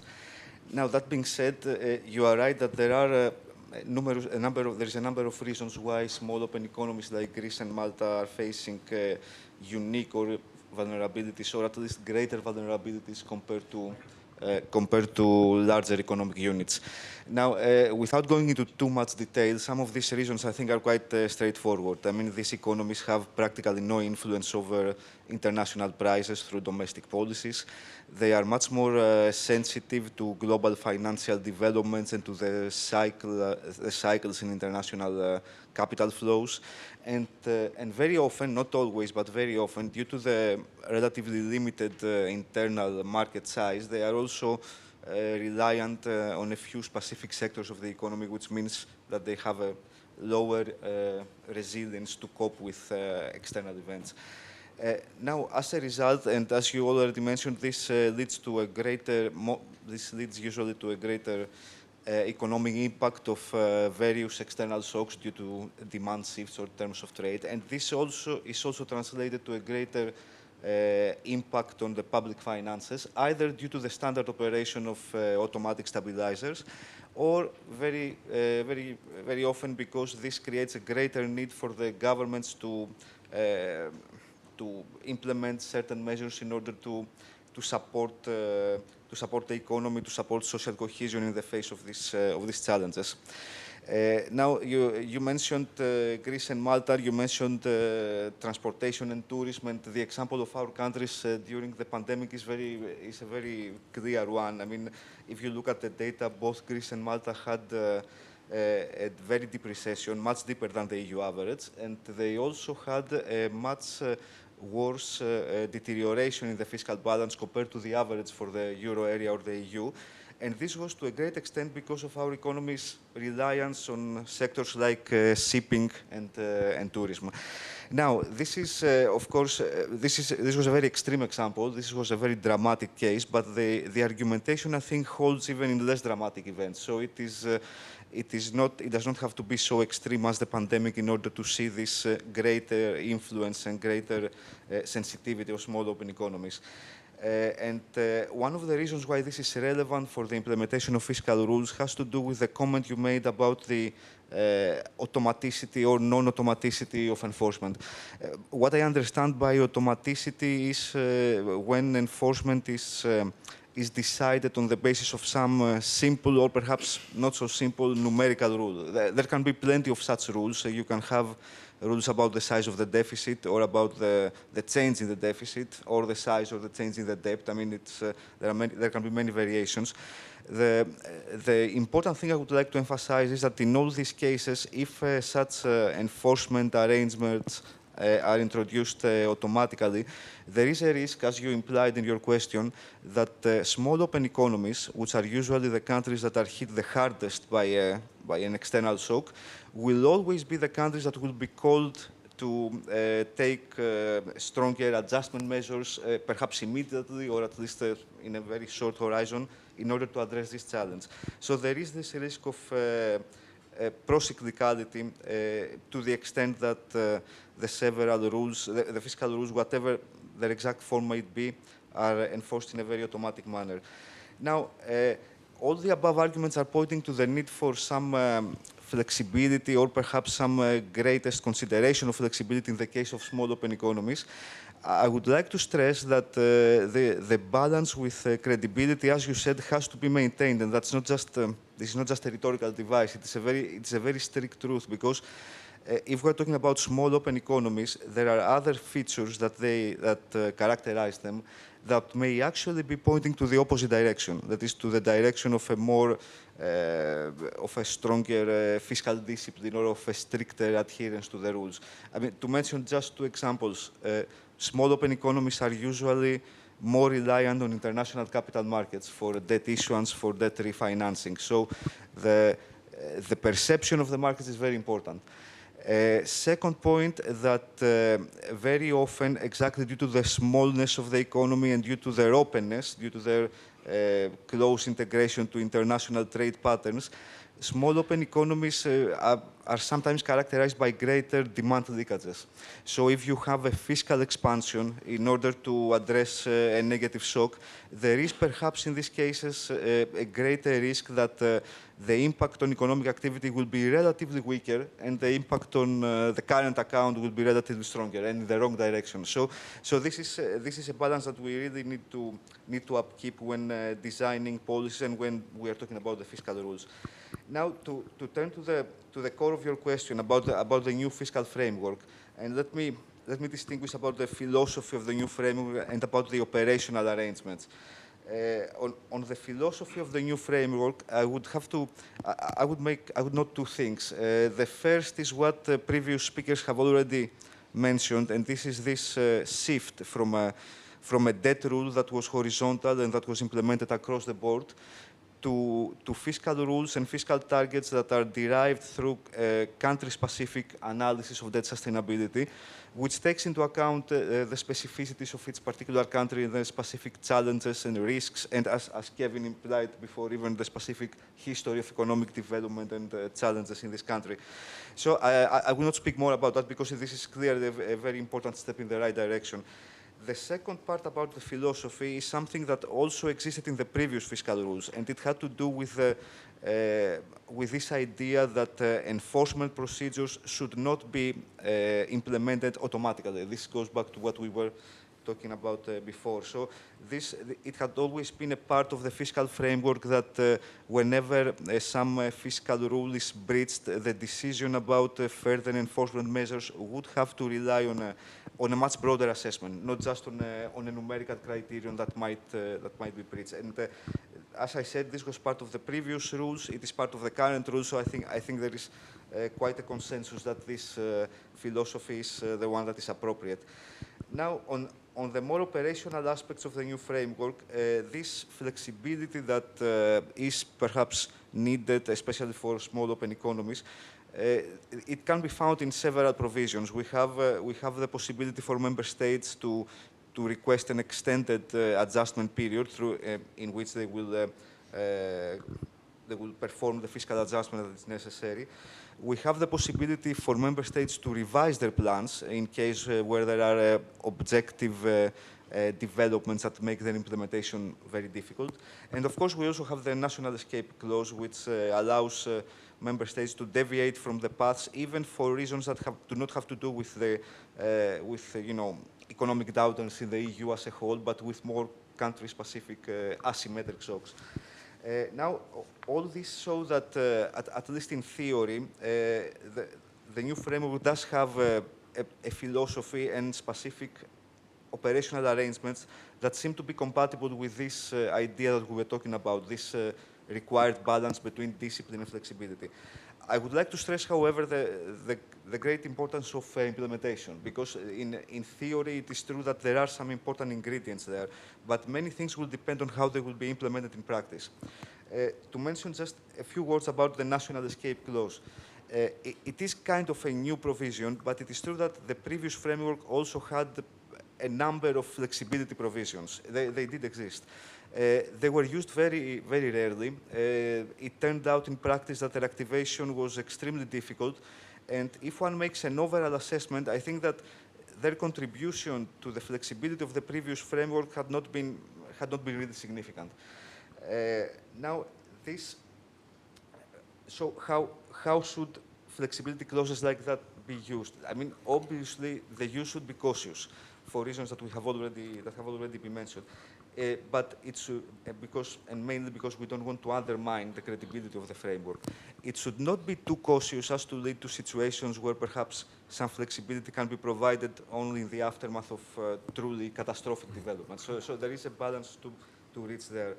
And I think that there are some elements in the recent activation of the National Escape Clause for defense spending that seem to point to the right direction. Because on the one hand, we have, in this specific case, we have seen a willingness to recognize the importance of the problem and the urgency and also the impact that member states would have on their public finances if they went along and increased defense spending.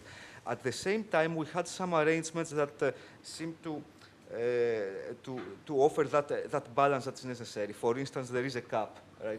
You have flexibility to spend more, but up to a point.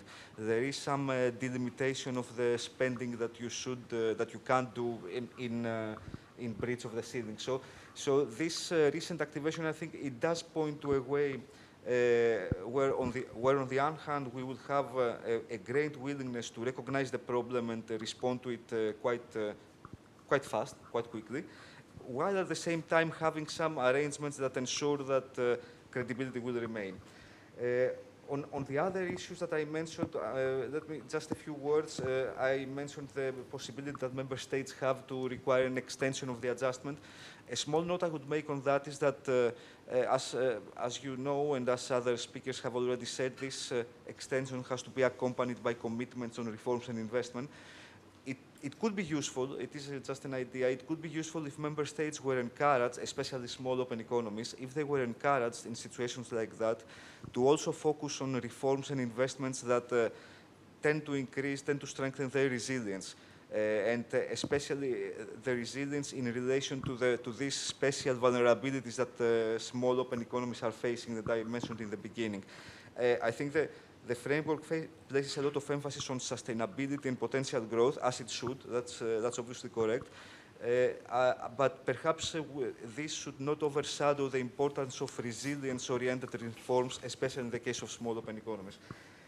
And finally, about the implementation of revisions to the plans, I think that it is important that when the framework is implemented in practice, we keep a quite broad interpretation of what we mean by objective difficulties, because obviously it is not entirely clear which are the situations where member state will have this possibility. But it would be good, it could be useful, especially for small open economies, if we don't adopt a very strict definition of this term.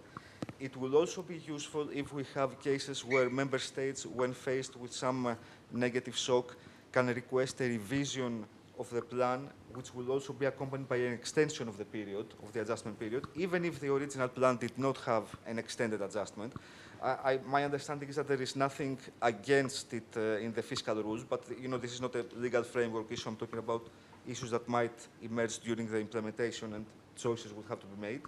And finally, it will be important to have some recognition of the fact that speed in such cases is of the essence. So it would be good if we could ensure that revisions of member states' plan are fast enough to allow for a timely policy response when it is needed. And let me mention just one very final remark, just 15 more seconds. These points and these arguments, I think they are relevant to the situation of small open economies under all circumstances, or at least under most conceivable circumstances. I think they become even more relevant and perhaps more difficult to address in practice under circumstances like the ones that we're having today, circumstances characterized by increased trade fragmentation and more pronounced protectionist trade policies internationally. So most of the vulnerabilities of small open economies stem from the fact that they are exposed to the international environment. And now we are talking about an exposure to a more difficult environment, to a more dangerous environment. So all these issues become, I think, they acquire a greater relevance. Thank you. Thank you very much. Thank you very much for your comments. Very, very interesting. I think you touched upon a lot of points there, and I think we're going to have an interesting debate afterwards all about this. Kevin, I'll get to you. So obviously, we know and we've heard quite a lot about the challenges that small member states face, open economies, who are very integrated within, I guess, trade systems, of course, internationally, but also when it comes to financial flows. And that means that perhaps in terms of risk, apart from, as we heard already, changes to maybe terms of trade, whatever, but also potentially at risk of capital flight, which would be an issue here. Now, I guess the question is, in your view, how do the rules tackle that? So do you think the rules strike the right balance between obviously giving credibility and then obviously giving discipline, that is obviously very important, but then also these longer term issues and also the ability to adapt and be able to perhaps treat crises as they come along, and especially for small member states, this might be a big issue. Yes. Thank you for this opportunity, first of all. The theme here is the relevance of fiscal rules for small open economies like Malta, like Greece, like other smaller member states. And at this point in time, we focus a lot on the trade issue because that's a big challenge at the moment. But as you rightly point out, small open economies are mostly also integrated financially. We depend a lot on capital inflows, which finance our investments, and that is the basis of our economies most of the time. And this is quite important. If we look at the last financial crisis, particularly in Europe, particularly how it evolved in Europe after 2009, 2011. If you recall, what originally started from, let's say, the US, eventually fed into Europe, and it was much more prolonged in Europe, actually, the crisis. And at the time, the diagnosis of that problem in Europe was like it's what in international macro we call a first generation fiscal crisis. Okay? That's how it was treated. It's even up to this day called the sovereign debt crisis in Europe. So it's a problem of debt, of public debt, of sovereign debt. And that's how it was diagnosed, and consequently the treatment at the time was to undertake a fiscal consolidation effort, increase taxes, reduce spending. In certain crisis situation, member states had to sell their own assets. And unfortunately, the idea there was treating it that way. The idea is to focus on fiscal consolidation, or at the time called austerity, to try to re-establish confidence. And for small open economies, the issue of confidence is very important, obviously, because in reality, one of the reasons why we need fiscal rules is to ensure that there is sufficient confidence to invest in our own economies. However, the problem there is that that confidence never materialized, because in reality, the problem was not a fiscal problem. It became a fiscal problem eventually, but the basis of the problem was more a question of the capital flows from the core of Europe to the periphery. Those flows were quite significant at the time, and it was creating a lot of macroeconomic imbalances, particularly imbalances in terms of credit growth, the increase in credit growth in the periphery of Europe. In many cases, it went to the private sector, but even to the public sector. That credit growth inflated asset prices, whether it was property prices, whether it was the price of bonds, sovereign bonds. It reduced, at the time, prior to the crisis, the spreads. There was an underappreciation of risk at the time, preceding that crisis. And obviously, that buildup of macroeconomic imbalances, eventually, when the asset price bubbles burst, obviously, that had a big impact on public finances. But even looking before that, so the buildup of those imbalances was in stimulating the price of those assets, was also stimulating tax revenue. So many of the economies which found themselves into fiscal problems later, actually before, were regarded as exemplary. So the fiscal rules at the time, remember that we had fiscal rules at the time as well, weren't actually designed sufficiently, they weren't designed good enough to identify these imbalances and compel these member states to save that extra tax revenue for potential recession or crisis in the aftermath. So my invitation here is to, looking back at that experience, is that many a times we tend to focus on the fiscal aspect, when in reality the main problem, and in that case I think it was a balance of payments problem. And at the time, the rules that we had didn't capture this sophistication. The rules that we have now do much better in that aspect. First of all, in going for the expenditure rule, the net expenditure rule, that's already trying, because that limits expenditure to your potential growth. Potential growth is less susceptible to asset price bubbles. So the idea there is to ensure that any extra revenue which a country is getting possibly from the buildup of imbalances is actually saved and creates more fiscal space for the eventuality of a crisis. That is one aspect which has improved. The previous framework that we had before, which was based on the output gap, that output gap is not immune from these asset price bubbles. It doesn't show up in the output gap, so basically it was not being compensated. With this new rule, and then I think this was a major improvement, already creates more the possibility of creating more fiscal space. The second important development in the new framework is the debt sustainability analysis, which, as I have said before,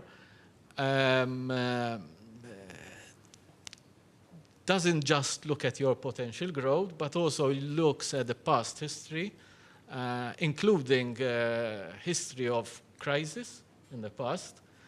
And you have to stabilize your debt sufficiently, even in the possibility that a crisis materializes. So you have to sufficiently diminish your debt, so in that possibility, your debt remains stable.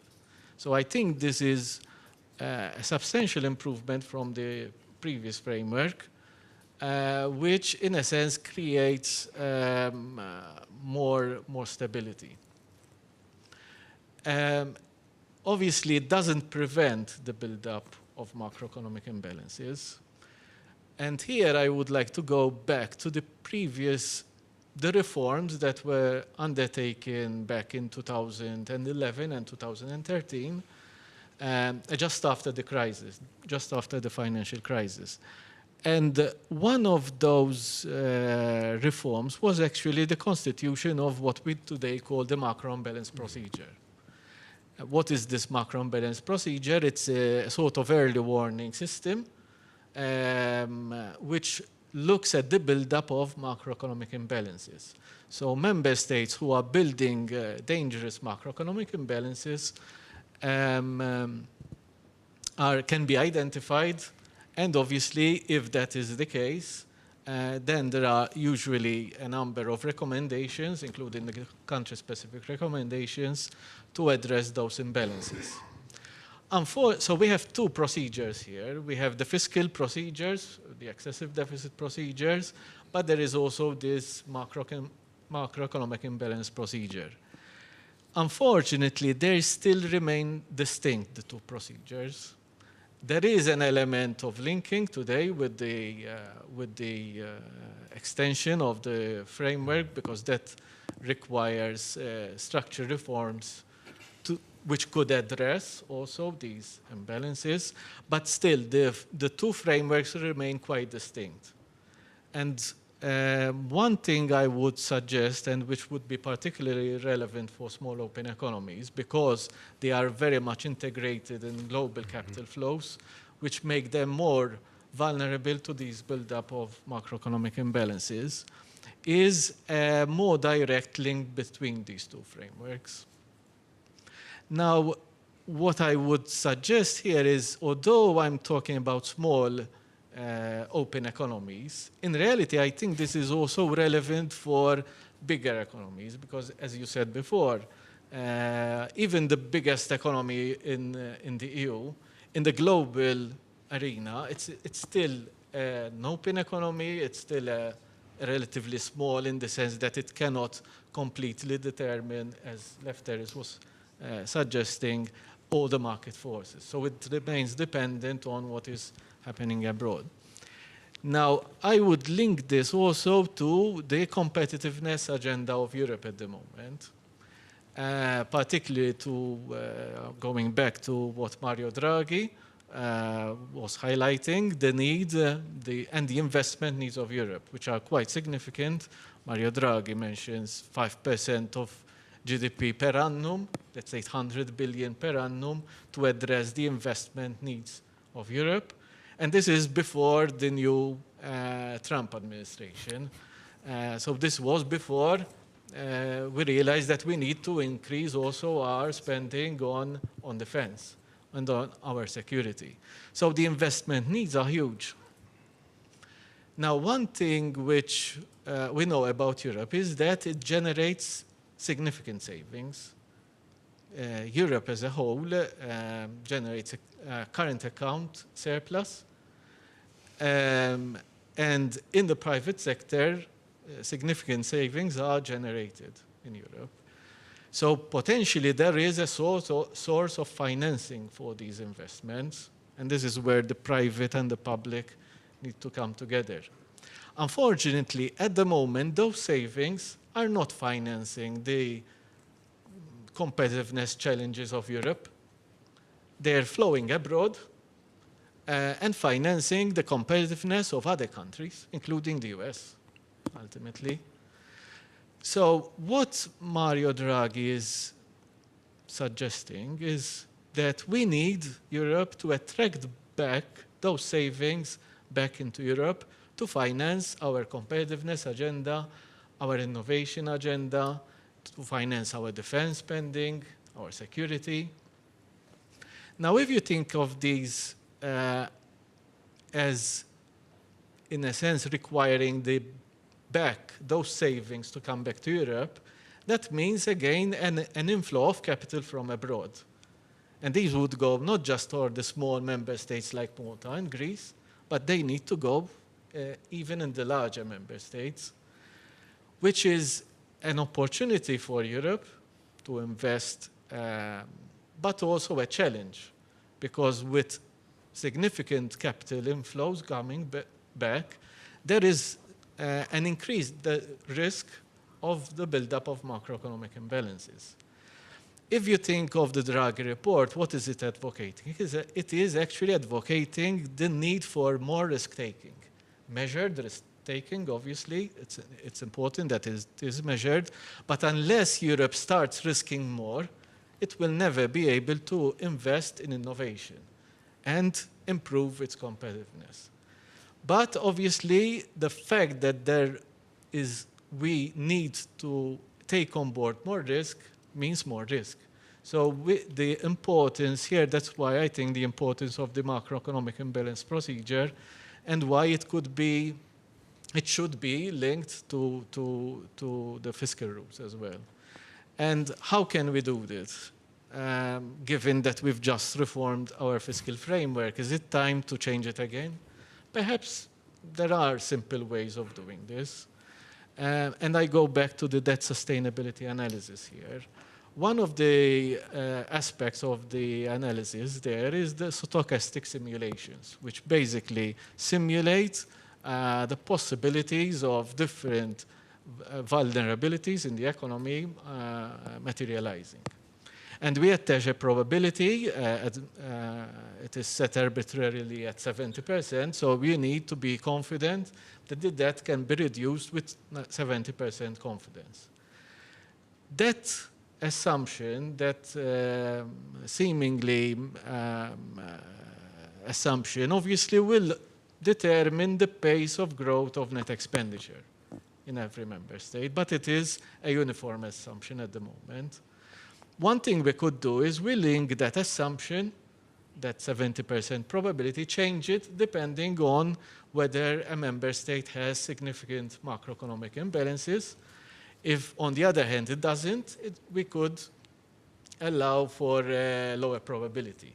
But if a member state is subject to more significant macroeconomic imbalances, that could be increased. So it would literally change the net expenditure growth requirements of a member state subject to these macroeconomic imbalances. Probably that doesn't require any legislative changes, so it's something which could be considered. And in that way, linked the two together, because I think in the future, in the coming future, this will become a more important issue. There could be other mechanisms contemplated, but probably those require more legislative changes. For example, linking the macro imbalance procedure with the resilience safeguards, which are in the rules themselves, but that would probably be more difficult to implement. But the first one, I think it should be achievable. The point here to make is that intrinsically, Europe needs to go into a period of more risk-taking. And so we need tools to address those risks. Not to stifle them, because we need to undertake more risk, but make sure that it is a calculated risk. Very interesting points there, even technical and then also broader, almost cultural, about the need for more risk-taking. So finally, Silvan, I'll get you. So obviously, fiscal rules are often discussed in highly technical terms, as we've seen also today, but ultimately their impacts are probably felt most keenly by businesses, and particularly SMEs and family-owned businesses. And I guess this is especially important in small member states where these small businesses form the backbone of the economy. And to be fair, even across Europe, not just in small businesses, in small countries, but even in larger countries. But nonetheless, from your experience working very closely with these businesses, how do fiscal rules influence the private sector investment decisions, especially, and competitiveness and growth? Positively and negatively. And in your view, what features should a fiscal framework include to ensure that it supports investment, in capacity building, investing in people, investing in innovation that is very necessary for SMEs and even renewal, I guess? Okay, let me be more simple as I like to sort of think out things on a personal basis. In my humble opinion, and as outlined by previous speakers, Europe has a competitiveness problem. I like very much to comment that rules will not be the solution for our problems. If we have been efficient in anything in Europe, is in dishing out rules. And yet, this is where we are. The problems we face today, even using the France example, okay, France increases debt, but its primary source of the problem was its abysmal economic growth figures for the past years, which led it to where it is today. So dealing, in my humble opinion, dealing with competitiveness and the competitiveness of European economies should be the prime goal of the European project going forward if this project is to survive. Basically, we have a blueprint today, which, as mentioned by previous speaker, is the Draghi report, and making sure that we implement all that needs to be implemented to achieve European Union competitiveness, the economies of the European Union become more competitive and have sustainable and much larger growth than we had in the past years, is extremely, extremely important.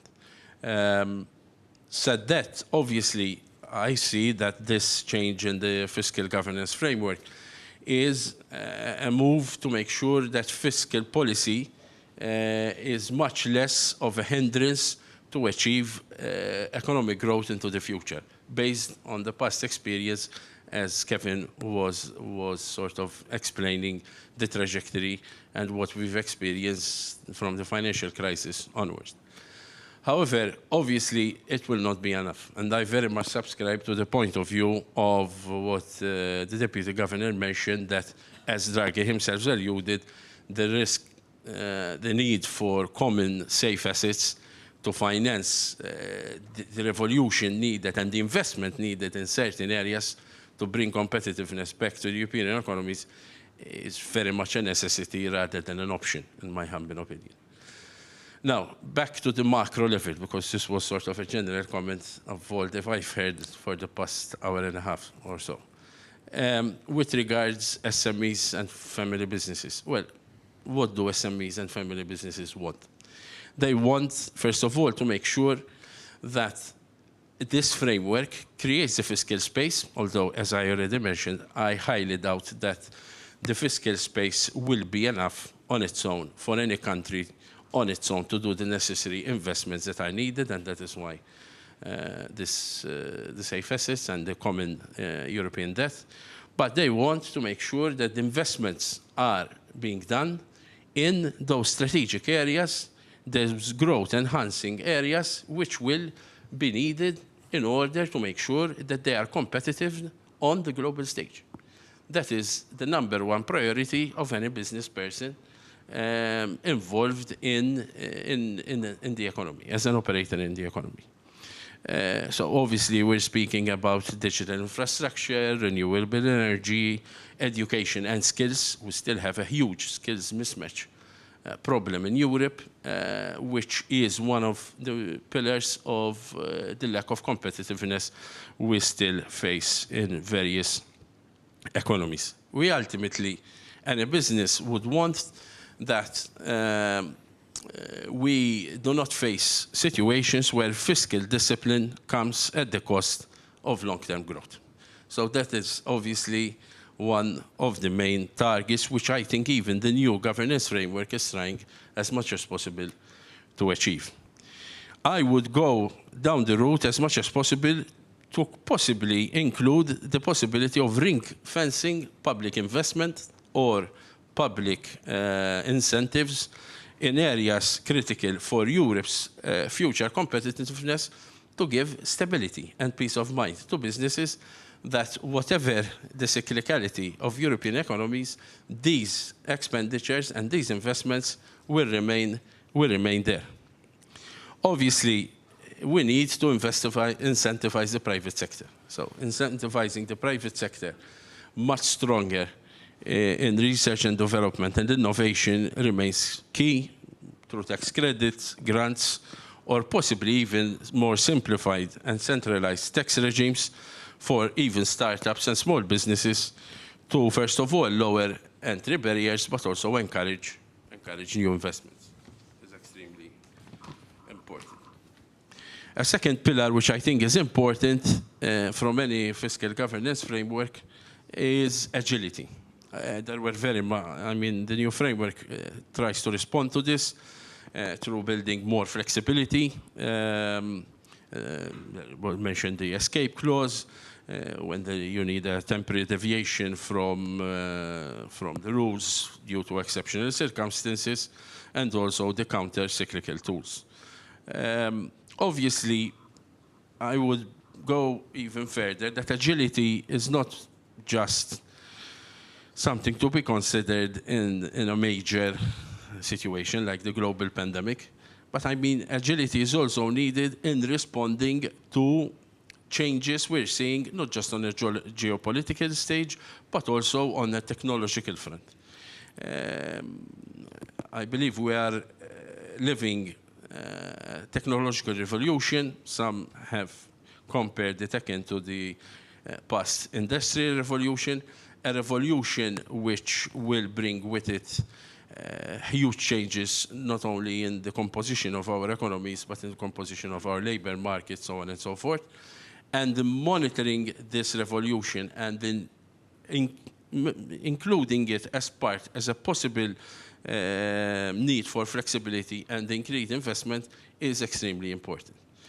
The pace of change is so fast that we can hardly miss this bus in Europe. I mean, we can hardly become, yet again, unfortunately, as spectators to other non-European players who dominate the space at our expense. Thirdly, what businesses want is obviously still have accountability and coherence, in the sense that, first of all, they need to make sure that there is fiscal resilience.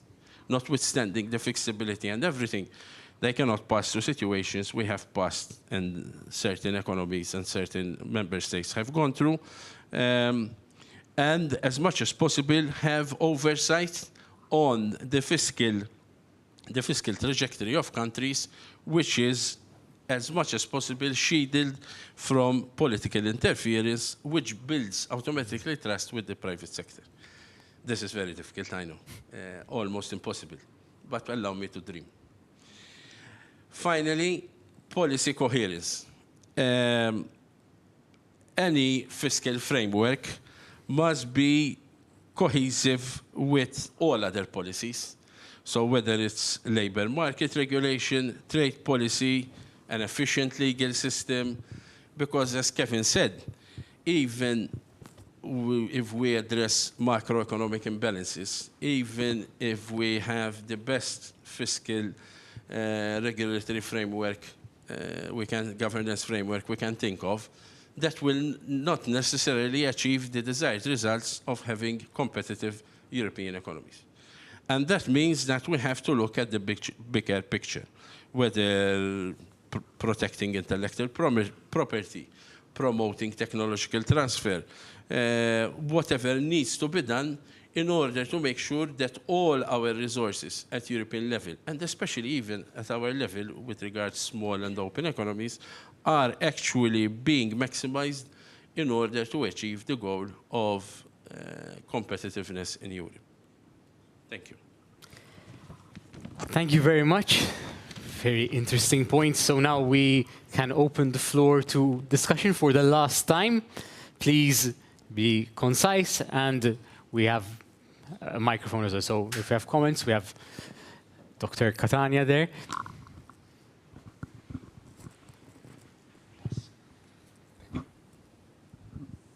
So first of all, thank you to all the speakers. It was a very interesting discussion. From my side, it's more of a comment rather than a question. I think there have been various points saying that the new fiscal framework is a step in the right direction, but it cannot solve all the problem. So it's not a solution for all the problems. And I think there's only so much that we can expect from any fiscal rule. So what's the aim of a fiscal rule, whether it's a national fiscal rule, expenditure, debt, deficit? It's that of providing a credible anchor for fiscal sustainability. So I think we have to keep that in mind, and also so not expect too much from also the new framework, while of course ensuring that the new rule does not jeopardize public investment, it does not stifle economic growth. But we cannot, for example, expect that the new fiscal rule, the new fiscal framework will encourage more investment to the tune of what's expected or what's being proposed in the Draghi report.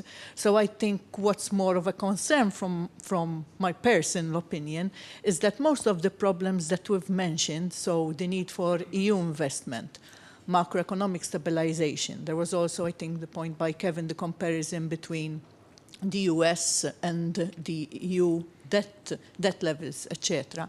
They all require action at an EU level, which we know what the solutions are, but it seems that it's very difficult to, in practice, agree on these solutions. So in terms of investment, I think it's very clear that there needs to be investment that's financed at an EU level, so a bigger EU budget. I think in terms of macroeconomic stabilization also, it's very clear that we need a central fiscal capacity at the euro area level. Again, something very difficult to get agreement upon. And the final point, I think the comparison between the US and the EU, yes, in the US the debt is higher, but within the EU and also within the euro area, it's not national governments that are borrowing. So even there, there have been very proposals for euro bonds, etc., and common debt issuance in whatever form. But again, it's very difficult to get agreement. So I think this is the main problem, that we know what the solutions are, but in practice, the political will for more European integration, I think, is not there.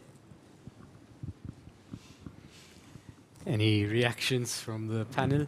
I mean, the Draghi report is already 1 year old. So time and dust is collecting on this report. I mean, Draghi himself seems to be losing hope. I mean, if you listen to his speech on the 28th of August at the Rimini conference, he said quite blatantly, for someone like Draghi, that it seems that Europe has chosen the path, or is likely to be choosing the path, of a slow death, or a slow, irrelevant death of irrelevance. I think it is a matter of when the negatives of non-action become so big that the only option of action, whatever, notwithstanding the difficult decisions that need to be taken and whatever, the imbalance becomes so lopsided that action and the difficult decision Moira was referring to become the only option way forward. Obviously, there are other issues at stake from a political perspective. I mean, influences of the far right. I know the minister mentioned this in his opening speech, because obviously the world there are many variables happening around us. I still hope that ultimately leadership and good sense prevail, that the inevitable becomes agreed upon by so many that, notwithstanding no union and no relationship of what type, even a simple marriage, let alone a union, a European union of a commercial political union, an economic political union, there are negatives and positives, and ultimately everyone realizes that the positives far outweigh the negatives to go down the path of further integration across all levels. Thank you. Anyone else from the panel? Just a small comment. I mean, I think you're absolutely right about the fiscal rules are about anchoring fiscal policy, or about correcting for the deficit bias. Now, we want them to do it without intervening too much into investment decisions in an adverse manner, and without leading to pro-cyclical policies, obviously. But there is obviously a very strict limit to what they can do. Mostly, when we're talking about investment and when we're talking about the great challenges of the union that you faced, I mean, the contribution of the fiscal rules is more is more of a negative manner, right? We don't want them to get into the way, right? And so we want to achieve these things while maintaining some sustainability, but not having rules that will prevent us from achieving our goals, right? And as to your comments about the need for difficult but necessary decisions with respect to EU integration in order for this all these challenges to be faced, I fully agree. I have nothing to add to that. Thank you. Thank you. And Kevin? Just a small point, as I have highlighted as well, and as Moira has highlighted, there's a limit to how much fiscal rules can address everything, obviously, and it's not possible. Obviously, one of the main objectives of fiscal rules is to ensure that sustainability. And as economists, we know that the evolution of that depends on primarily the growth interest differential. And one area where the fiscal rules directly impact is the interest component. By enhancing credibility of policy, it tries to prevent markets from speculating against the credibility of government. And this is an important area. That's why we think, and we all agree, that rules are important. On the second aspect, on the growth aspect, perhaps we're agreeing that there is a limit. So, as Lefteris pointed out, we try to avoid fiscal policy from, first of all, being in the way of growth. But at the same time, the fact that it increases credibility should stimulate, should help, let's say, the private sector to invest because there's a more resilient environment, let's say. So it can address that in this way.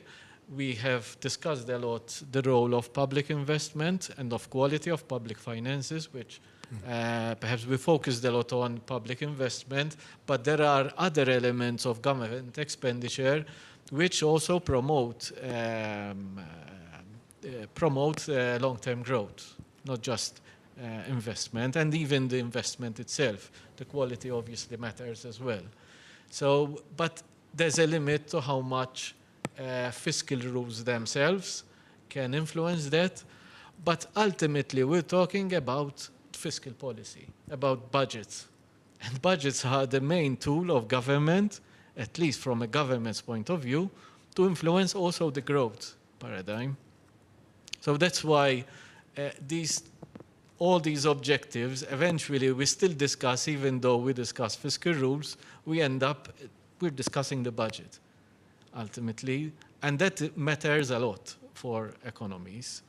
Again, just to repeat one thing, we shouldn't forget the private as well.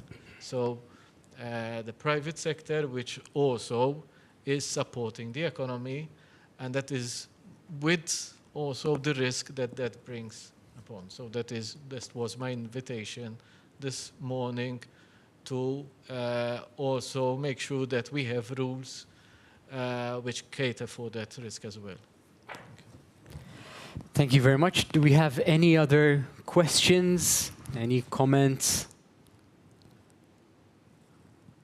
No, if we do not have any, then thank you very much to this panel. Thank you very much for your participation. Very interesting.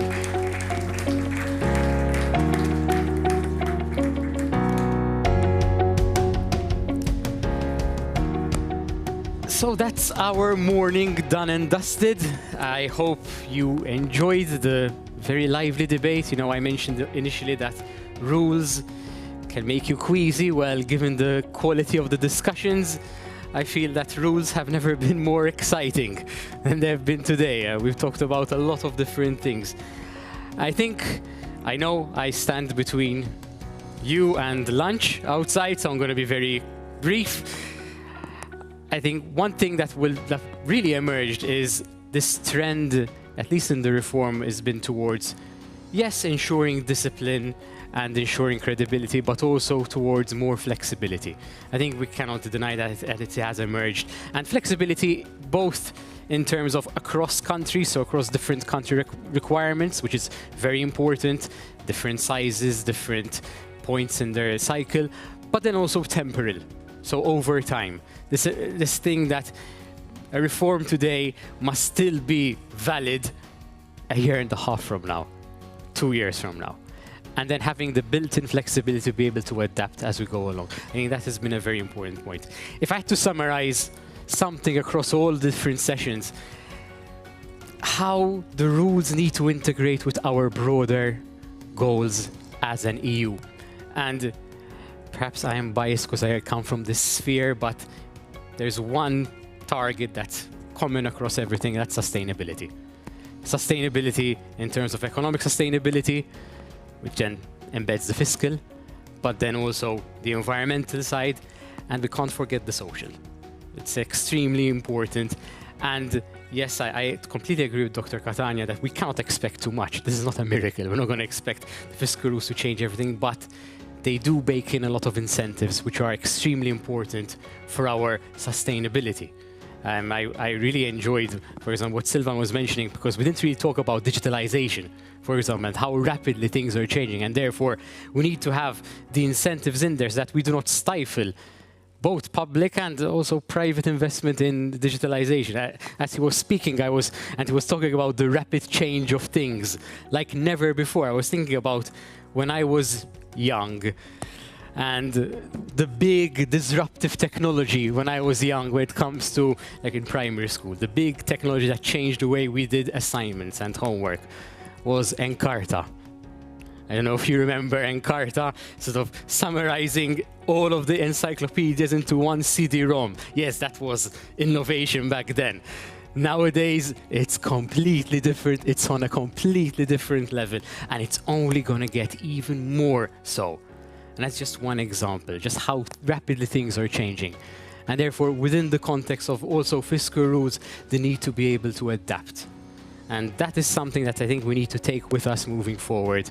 Obviously, also, again, credibility is something that we need to treasure and we need to really emphasize without hampering our future sustainability. So with that, thank you very much. Thank you to everyone, our speakers, our audience members for being so great and for your questions. And also thank you to those who are following us online. I hope you've taken a lot of interesting points. This has been a very interesting discussion. And to bring it back to Bruegel's 20th anniversary, I would like to end with this, that Bruegel has been involved very heavily in research in this field. Long may it continue, because if there's one thing we need is policy that's based on evidence and on really solid research. And I hope that these discussions have inspired perhaps Bruegel to undertake even more research in this area, but also others here to undertake research in this field. Thank you very much and have a great rest of the day.